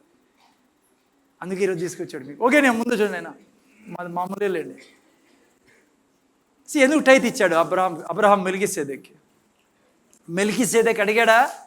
మెల్కీసెదెక్ అంటున్నాడా, నేను చర్చి కట్టుకోలే బాబు, ఈఎంఐ నెల కడతాను, అందుకు ఈ బాబు అన్నాడా మెల్కీసెదెక్ అబ్రహాంకి? అబ్రహాం ఎందుకు ఇచ్చాడు? అమ్మ ఏమన్నా అయ్యా స్పీకర్లు కొనాలా, ఏసీ కొన్నాము, ఇంకో 2 ఏసీలు కొనాలా అన్నాడా మెల్కీసెదెక్ వాళ్ళ చర్చి కోసము? ఎందుకు ఇచ్చాడు? 4వ వాక్యం పెట్టినా ఎందుకు తెలుసా? మెల్కీసెదెకు టైత్ ఇచ్చినది, ఇతడెంత ఘనుడో చూడుడి. తెలుగులో మూల పురుషుడైన అబ్రహాము అతనికి కొల్లగొన్న శ్రేష్టమైన వస్తువులు 10వ వంతు ఇచ్చను. ఎందుకో తెలుసా? యేసు ప్రభుకి మెల్కీసెదెక్కి అబ్రహాము టైత్ ఇచ్చినది. ఇతనెంత ఘనుడో చూడుడే. పాత బట్టలు వేసుకొచ్చినాడు, చినిపోయిన లుంగి కట్టుకొచ్చినాడు, పాపం టైత్ ఇండ్రా ఏదైనా కొనుక్కుంటాడనే ఇచ్చిండేది. టైత్ ఇచ్చిండేది ఎందుకో తెలుసా? ఈయన ఘనుడు, ఈయన నేను ఘనపరుస్తా, ఈయన నా కొరకు రక్తం మాంసాన్ని స్వర్గం నుంచి భూమికి తీసుకొచ్చిన వాడు, ఈయన్ని నేను నా జీవితం ద్వారా ఘనపరుస్తా. అందుకే సామెతల గ్రంథం 3:9-10 ఏం రాయబడింది పెట్టండి, నేను తొందరగా ఏం రాయబడింది తెలుసా అక్కడ? చదవండి ఎవరన్నా, ఆ తర్వాత ముందుకెళ్దాం. సామెతల గ్రంథం 3:9-10. నీ రాబడి అంతట్లో ప్రథమ ఫలమును దశంభాగము. సామెతల గ్రంథంలో సొలొమోను రాస్తున్నాడు, నీ రాబడి అంతట్లో ప్రథమ ఫలమును నీ ఆస్తిలో భాగం ఇచ్చి యెహోవాను ఏం చేయాలా? ఘనపరచు. ఆ తర్వాత ఏం జరుగుతుంది?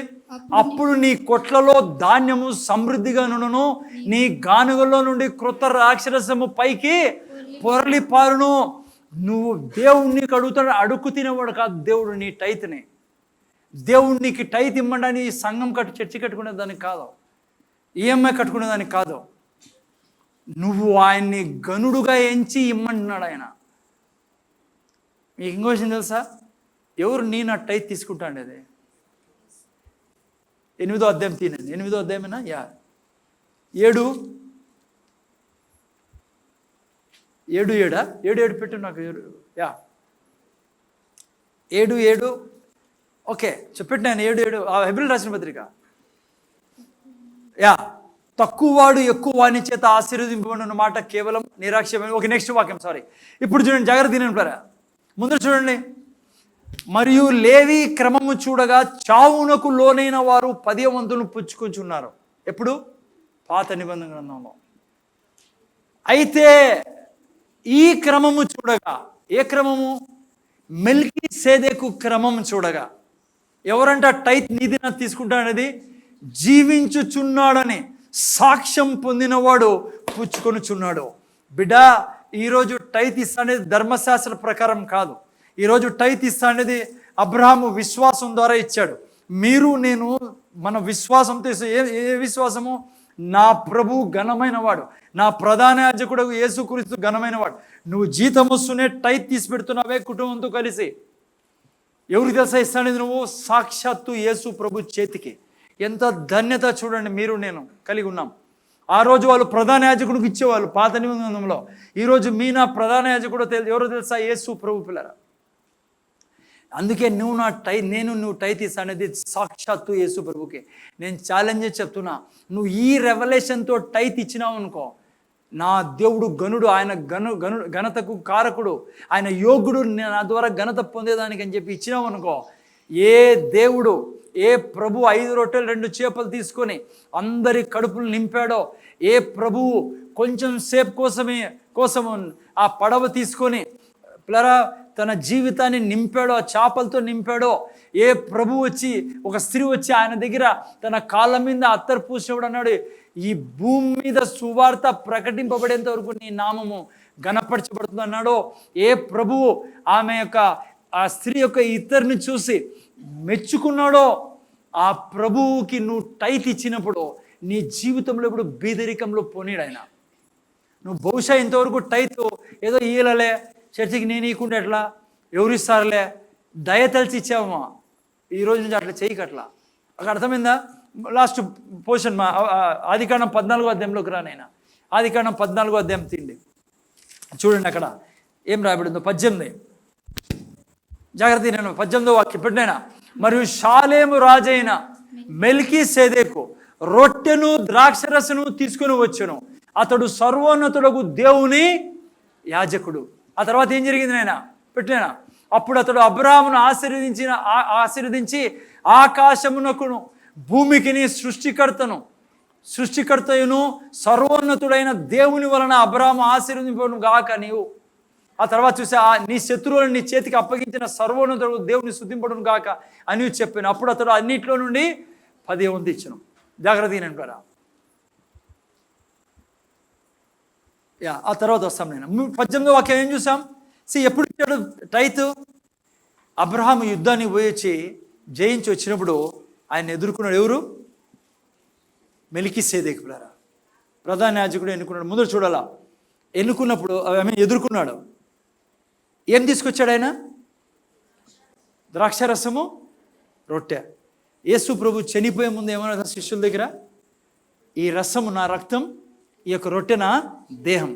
పిల్లరా, ఏ రీతిగా ఈ భూమి మీద మీకు నాకు మన ప్రధాన యాజకుడు తన రక్తాన్ని మాంసాన్ని ఇచ్చాడో, పాత నిబంధన గ్రంథంలో అబ్రాహాము ఎదుట నిలబడినది యేసు ప్రభు. ఆ యొక్క రసం రొట్టె ఏదానికి చూపిస్తుంది? తన ప్రాణానికి. పిల్లరా, మీ కొరకు నా కొరకు ప్రాణం ఇచ్చిన గనుడైన నువ్వు నేను పాపం నుంచి విడిపించడానికి మన కొరకు మరణించి తిరిగి లేచాడు. నువ్వు ఎందుకు టైత్ ఇస్తున్నావో తెలుసా? ఆయన నువ్వు ఘనపరుస్తున్నావు. ఏమని? అయినా నీ మరణ పునరుత్థానం ద్వారా నేను పాపం నుంచి, శాపం నుంచి, దరిద్రం నుంచి, ప్రతి మరణం నుంచి విడిపించబడి ఉన్నాను. ఇదిగో ఇన్ని చేసిన నువ్వు నీకు నేను ఘనపరుస్తున్నా. ఏ విధంగా? నా ధనము ద్వారా. నువ్వు అనొచ్చు, బ్రదర్ మాటలతో నేను ఘనపరుస్తాను కదా, చేతులతో చెల్లదు. అందుకే దేవుడు అంటాడు, నాకు పరీక్ష పెట్టి చూడు నువ్వు కాల్సి ఉంటాయి. దేవుడు పెట్టిన ప్రిన్సిపల్స్ని నువ్వు నేను ఫాలో చేయాలి. అబ్రహాం అనొచ్చు, చాలా thanks Melchizedek, you can go no అని. నో, దేవుడు అబ్రహాంకి చెప్పాడు, అబ్రహామా ఇది పద్ధతి, నువ్వు దరిద్రంలో పడకుండా దానికి జాగ్రత్త వినరా. నువ్వు నేను ఎప్పుడైతే ఆయనతో ఆయన రక్తాన్ని మాంసంలో పాలిభాగస్థులం అవుతున్నామో, నువ్వేమంటున్నావు తెలుసా? టైత్ ఇచ్చి నువ్వు ఘనతకి అర్హుడు తండ్రి, నేను ఘనపరుస్తున్నా. అందుకే అంటాడు, ఆయన్ని ఘనపరిచేవాడిని ఆయన తిరిగి ఘనపరిచేవాడు. అందుకే 3, 9, 10 చూసుకున్నాం. జాగ్రత్త ముగిస్తాను. ముందర చూడండి.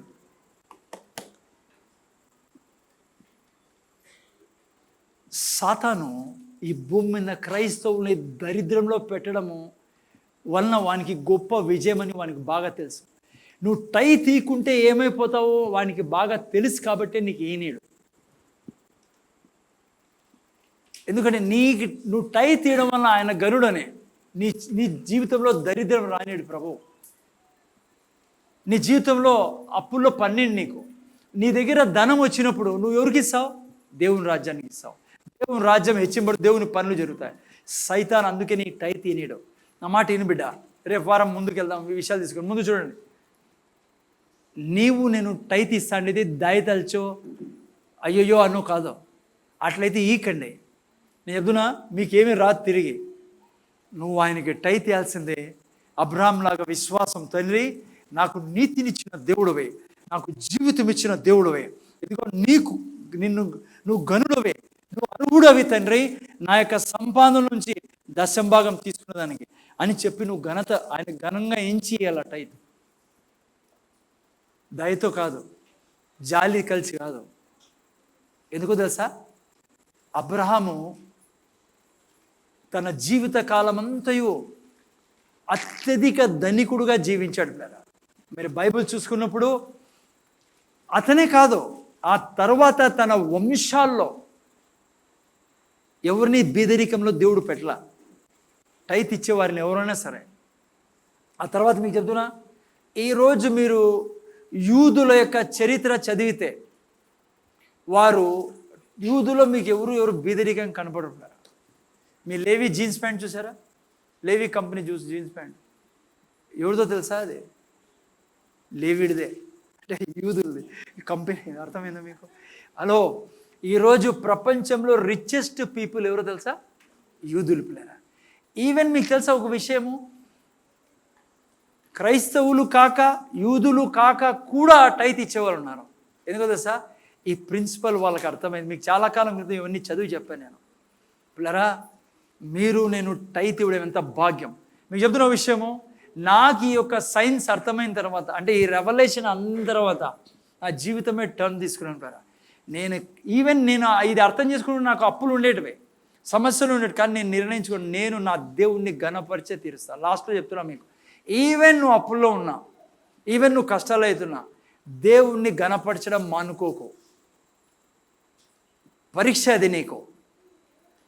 ఎందుకో తెలుసా? నువ్వు జయించావు అనుకో ఆ పరీక్షలో, నీ జీవితంలో నువ్వే కాదు నీ పిల్లలు కూడా బీదరికంలో పన్నేడు దేవుడు. ఎందుకంటే నీ పిల్లలు కూడా నువ్వు అలవాటు వేస్తావు టైత్ ఇవ్వడం. సో టైత్ అందుకు ఇచ్చేది. ఆడ కొద్దిమంది అర్థం కాదు, పెట్టదు. టైత్ ధర్మశాస్త్రం నుంచి వచ్చింది. ధర్మశాస్త్రం వచ్చినదే చాలా లాస్ట్లో 700 సంవత్సరాల తర్వాత. టైత్ ఎప్పుడు స్టార్ట్ అయింది? నన్ను అడిగితే టైత్ ఏదోను తోటలో స్టార్ట్ అయింది నా లెక్క ప్రకారం. ఏమన్నాడు దేవుడు? అన్నీ తిను కానీ ఒక చెట్టు ఇడిచిపెట్టి అన్నాడా? ఆయన ఏం చేశాడు? అదే తిన్నాడు.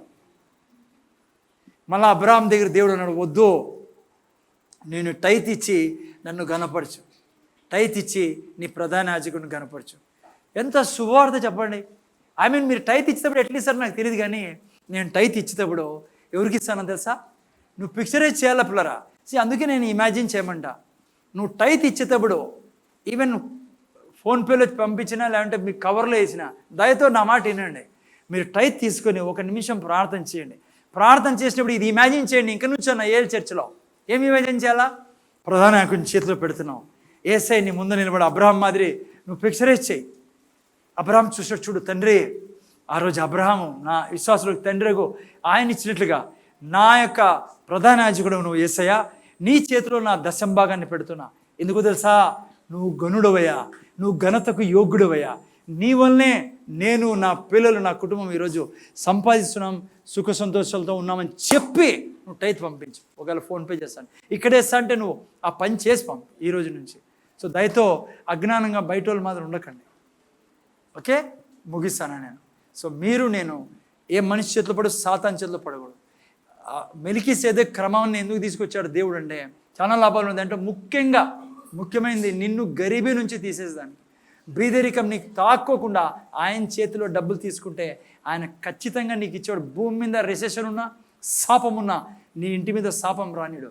ఎందుకంటే నీ ప్రధాన యాజకుని బాధ్యత దేవుని ఎదుట నీ కొరకు విజ్ఞాపన చేయడము, నువ్వు బీదరికంలో ఉండకుండా ఉండేదానికి, నీ కొరకు ప్రార్థన చేయడానికి. ఓకే, దేవుడు తీర్చుకోక. నెక్స్ట్ వీక్ తీసుకుందాం. ఓకే, ఆ వాక్యాన్ని మర్చిపోయినా, అదే పెట్టినాను 23 లాస్ట్లో వాక్యం. అబ్రహాం మంచి మాట అన్నాడు కదా, ఎవరితో? సోదొమ రాస్తూ ఏమన్నాడు? 21 పెట్టినాయన 7:21 ఏప్రిల్ రాసిన పత్రిక 7 ఏమన్నాడు? లైక్ నేను అట్లా ఉండాలి అబ్రహాం లాగా. చూడండి ఏమన్నాడు? వారైతే ప్రమాణం లేకుండా, ఆదికాండం 14:21 ఆదికాండం 14:21 బ్రహ్మాండమైన స్టేట్మెంట్. నేను అదే చెప్తా, సైతాన్ రే ఫినిష్ రా నువ్వు. మీరు అట్లా చెప్పాలి, సాతాన్ ఫినిష్ రా. ఎందుకు తెలుసా? చూడండి, సోదోమ రాజు మనుషులను నాకు ఇచ్చి ఆస్తిని నువ్వు తీసుకున్నామని అబ్రహాంతో చెప్పగా, వాడు అది ఈ రోజు కూడా అదే చెప్పేవాడు. ఈ రోజు కూడా వాడు అదే డైలాగే మన దగ్గర ఉండేది, సైతాన్ దగ్గర. కానీ అబ్రహాం ఏం చెప్పాడు తెలుసా? 22 పెట్టినైనా, నేనే అబ్రహామును ధనవంతునిగా చేసి తినని నువ్వు చెప్పకుందునట్లు ఒక నూలు పోగైనను చెప్పుల వారైనా నీ వాటిలో ఏదైనా తీసుకొనక.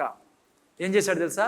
తీసుకొనని ఆకాశమునకును భూమికిని సృష్టికర్తయును సర్వోన్నతుడును దేవుడైన యెహోవా ఎదుట నా చెయ్యి ఎత్తి ప్రమాణం చేసి ఉన్నాను.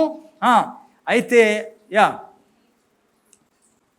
ఓకే, మీరు చూడండి అబ్రాహాం యొక్క స్టేట్మెంట్ ద్వారా. అబ్రాహాం అంటున్నాడు నేను ఆ వాక్యం చాలా అంతకుముందు చదివితే మీరు మెల్కీసెదెకు ఏమన్నాడు అబ్రాహాంని? ఆకాశాన్ని భూమిని సర్వ సృష్టిని సృష్టించిన దేవుడు నిన్ను ఆశీర్వదించును గాక అనిన తర్వాత టైట్ ఇవ్వడం జరిగిండేది. అందుకే అబ్రాహాం రాజుతో అంటాడు, నాయనా నువ్వు రేపు పొద్దున అంటావు నేనే నిన్ను ధనికుడు చేసింది, నీ డబ్బు వద్దు, నువ్వు పక్కన పో. ఎందుకో తెలుసా? ఆకాశాన్ని భూమిని సృష్టించిన యెహోవా దేవుడు నన్ను ఆశీర్వదించాడు. ఎవరు చెప్పారు నాకు? నా ప్రధాన యాజకుడు చెప్పిండేదే. నా ప్రధాన యాజకుడు నాతో అన్నాడు, నన్ను ఆయన దీవించాడని. ఆయన ద్వారా ధనం సంపాదించుకుంటా. నేను చెప్తున్నా నీకు బిడ్డ, ఇంకా వేరే మార్గం ఉందో. అబద్ధాలు చెప్పొద్దు, లంచం తీసుకొని వద్దు బిడ్డ. హలో, అర్థమవుతుందా? లంచం తీసుకుని రకరకాలుగా వద్దు. టైతు కొట్టేసి వద్దు, ధనికుడు కాదు. టైతు కొట్టేసి నువ్వు బట్టలు కొనుక్కోవద్దు. నేను శాపం వస్తుందని చెప్పను నీకు. నేను జ్ఞానం ఇచ్చాను, నేను పాస్టర్గా చెప్తున్నా. నీకు తెలుసా, నువ్వు డబ్బులు ఇచ్చేటప్పుడు దేవుని కొరకు నువ్వు యేసయ్యకి ఇస్తా. నేను ఒకదాని పాస్టర్ ఫోన్ చేశాడు నాకు. ఓ పాస్టర్ ఫోన్ చేసి అన్నాడు, అయ్యా బ్రదర్, మేము చర్చ్ ఓపెన్ చేస్తున్నాము, న్యూ చర్చ్, దానికి భోజనాలు పెట్టుకోవాలా, ఖర్చు అవుతుంది, మీకు ఫోన్ చేశా అన్నాడు. I don't know. నేను చెప్పా ఒకటే మాట, ఎంత ఖర్చు అవుతుంది బ్రదర్? 18,000 అన్నాడు ఆయన. దేవుడు నా అబద్ధం చెప్పాను నేనన్నా. 10,000 ఏఎల్ చర్చ్ ఇస్తాంది మీకు, ఇంక 8,000 అడ్జస్ట్ చేసుకోవాలి, లేకుంటే మళ్ళీ ఫోన్ చేయి. ఎందుకు తెలుసా?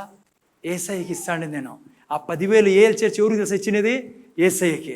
నేను ఆ 10,000 పంపించేటప్పుడు ఏం చెప్తాను? ప్రభువా, నువ్వు మా ప్రధాన యాజకుడు తండ్రి, ఏఎల్ సంఘానికి ప్రధాన యాజకుడు నువ్వు, నీకు నేను ఇస్తానేదే. ఇంతవరకు ఎప్పుడు తక్కువ చేయలే, తక్కువ చేయు కూడా స్వామి. ఎందుకు తెలుసా? నాకు తెలుసు పిల్లలు ఎవరికి ఇస్తానని నేను డబ్బులు. మిషనరీస్ పంపిస్తేప్పుడు ఎవరికి ఇస్తానని తెలుసా? నేను మిషనరీస్ కాదు. వాళ్ళు అంటారు, బ్రదా మీ దగ్గరికి వచ్చి మేము కృతజ్ఞత కూటం పెడతాం. వద్దు బాబు, నువ్వు ఎందుకు కృతజ్ఞత నాకు ఇస్తావు? చాలామంది పాస్టర్లు వచ్చేసాను మీద రాదు, నేను దండం పెడదా, నా దగ్గర టైం లేదు. వాళ్ళకి తెలియదు పాపం. వాళ్ళు ఏదో నేను అనుకుంటున్నారు నా మీద షాలు వేసుకొస్తారట. ఈ షాలు గీలు దండ ఎత్తుకొని పోవాళ్ళకి. నాకు వద్దు. నేను ఇచ్చింది నీకు కాదు, నేను ఇచ్చింది ప్రధాన యాజకుడికి, నా ప్రధాన యాజకుడికి. ఏ చర్చ్ యొక్క ప్రధాన యాజకుడు యేసు ప్రభు పిల్లరా. నేను చెప్తున్నా మీకు కసిగా, నీ బిడ్డలు బీదిరికాన్ని చూడకూడదు బిడ్డ. నేను కూడా చెప్పకూడదు అని చెప్తున్నా, చెప్పేసాను నేను. ఏమన్నా కానీ అప్పుల్లో ఉన్నా కూడా టై తిను. ఎట్లా అప్పుల్లో ఉన్నావు కదా, అప్పులు చేసైనా నేను అప్పు చేయమని చెప్పడంలే, నీకు తండ్రిగా చెప్తున్నా. ఎందుకు తెలుసా? నువ్వు ప్రధాన యాజకుడు నమ్ముతున్నావు, చూపిలే, నేను నమ్ముతానన్నా, నేను గనపడుస్తాను. డబ్బులే అందుకని నేను చెప్తాను, క్రైస్తవులు బీదులు ఉండడం చాలా డర్టీ థింగ్ పిల్లరా. అయిపోవచ్చు మనం సమస్యల్లో, కానీ ఆడే నిలబడకూడదు బిడ్డ. ఓకే, చాలా ఉంది. మీ 1 గంట అవుతుంది, రేపు వారం ఉంది కదా ఇంకా మన దగ్గర. వీలైతే మళ్ళా వారం కూడా ఉంది ప్రధాన. చాలా చెప్పాలి పిల్లరా, చాలా ఉంది మన దగ్గర. నేను చెప్తున్నా ఒక మాట లాస్ట్లో సీక్రెట్. నేను ఎప్పుడు చెప్తాను, నువ్వు జ్ఞానివి, నేను జ్ఞానినే. నీకు పుట్టి ఉంటే నీ దగ్గర ఉండే జ్ఞానం అంతా నాదే. ప్రభు ఏమన్నా అనుకో, నేను చెప్పేస్తాంట, మీతో చెప్పినట్టు ఆయన దగ్గర కూడా అంతే పిల్లరా. ఏముంది, బతికితే యేసయ్యలా బతకాలి. ఓకేనా? కళ్ళు మూసుకుని ప్రాణం చేసుకుని, తండ్రి నీ కృతజ్ఞతలు మా ప్రభు యేసుక్రీస్తు నామములో తండ్రి, ప్రధాన యాజకుడి గురించి, గ్రేట్ హై ప్రీస్ట్ గురించి మేము నేర్చుకుంటా ఉన్నాం. కొన్ని విషయాలు మీరు మాకు నేర్పించారు తండ్రి. రానున్న దినంలో మిగతా విషయాలు నేర్చుకొని ఎంత గొప్ప జీవితం తండ్రి, అబ్రాహాముతో నాయన కలిసి జీవిస్తున్న జీవితం మాదే. అందుకే నువ్వు అబ్రాహాం సంతానం అన్నావు తండ్రి. అబ్రాహాంలాగా మేమంటాం, మా చేతులు సృష్టికర్తకు దేవుని వైపు ఎత్తి ఉన్నాం. మేము ఎవరు ఎదుట చేయి శాపం. మా దేవుడు ఆకాశానికి భూమికి సృష్టికర్త. ఆయన మాకు సమస్తాన్ని సమకూర్చేవాడు. ఆయన మాకు తన యొక్క రక్తాన్ని మాంసాన్ని ఇచ్చిన దేవుడు. ఇంకా ఈ భూమి మీద ఏమి ఇవ్వడు ఆయన. నీ వాక్యంలో అదే రాయబడింది తండ్రి. నువ్వు సొంత కుమారుని ఇచ్చిన వాడవు తండ్రి. ఇక మాకు ఏం లోటు ఉంటుంది నాయన తండ్రి. మేము మిమ్మల్ని గణపరుస్తాం తండ్రి, మిమ్మల్ని హెచ్చిస్తాం. మా ధనం ద్వారా నువ్వు గణపరచమన్నావు, మేము ధనం ద్వారా నేను గణపరుస్తాం. టైత్ ఇచ్చి ఏ సంఘము ఆ పనిలో ముందుకెళ్తున్నాము, ఇంకా అత్యధికంగా సంతోషంగా ఆ పని చేయదుము గాక తండ్రి. అందుకే బైబిల్ సనుకొనకయో గొనొక్కయో ఉత్సాహంతో ఇమ్మని చెప్తుంది. ఎందుకంటే మేము ఇస్తానేది యేసయ్యకు మా ప్రతి కానుక, ప్రతి రూపాయి మా ప్రధాన యాజకుడుకు, మా దేవునికి మేము ఇస్తానేది. ఓ మా తండ్రి, ఎంత ధన్యత ఇది, నీకు డబ్బులు ఇచ్చే ధన్యత మాకు ఇచ్చావు స్వామి. ఓ ఈ యొక్క గొప్ప అవకాశాన్ని వదులుకోద్దని పౌలు అంటాడు తండ్రి. ఉత్సాహంగా ఏంటి ఆయనకు, ఎందుకంటే ఆయన తిరిగి మీకు పొంగి పొరలేతట్లు ఇచ్చే దేవుడు, అది మీ కుదిరించి పొంగేతట్లు ఇచ్చే దేవుడు. తండ్రి, ఇంత గొప్ప అవకాశం మాకు ఇచ్చావు, పోగొట్టుకోకూడదు తండ్రి. మేము ఏ కొసాన పోగొట్టుకోకూడదు తండ్రి, ఎందుకంటే మేము నమ్మినప్పుడు నీ యొక్క ఆశ్చర్య కార్యాలు, అద్భుత కార్యాలు చూస్తాం తండ్రి. మీరే సాయం చేయమని మా ప్రభు, మా రక్షకుడు యేసుక్రీస్తు నామములో వేడుకొంచున్నాం తండ్రి. ఆమేన్.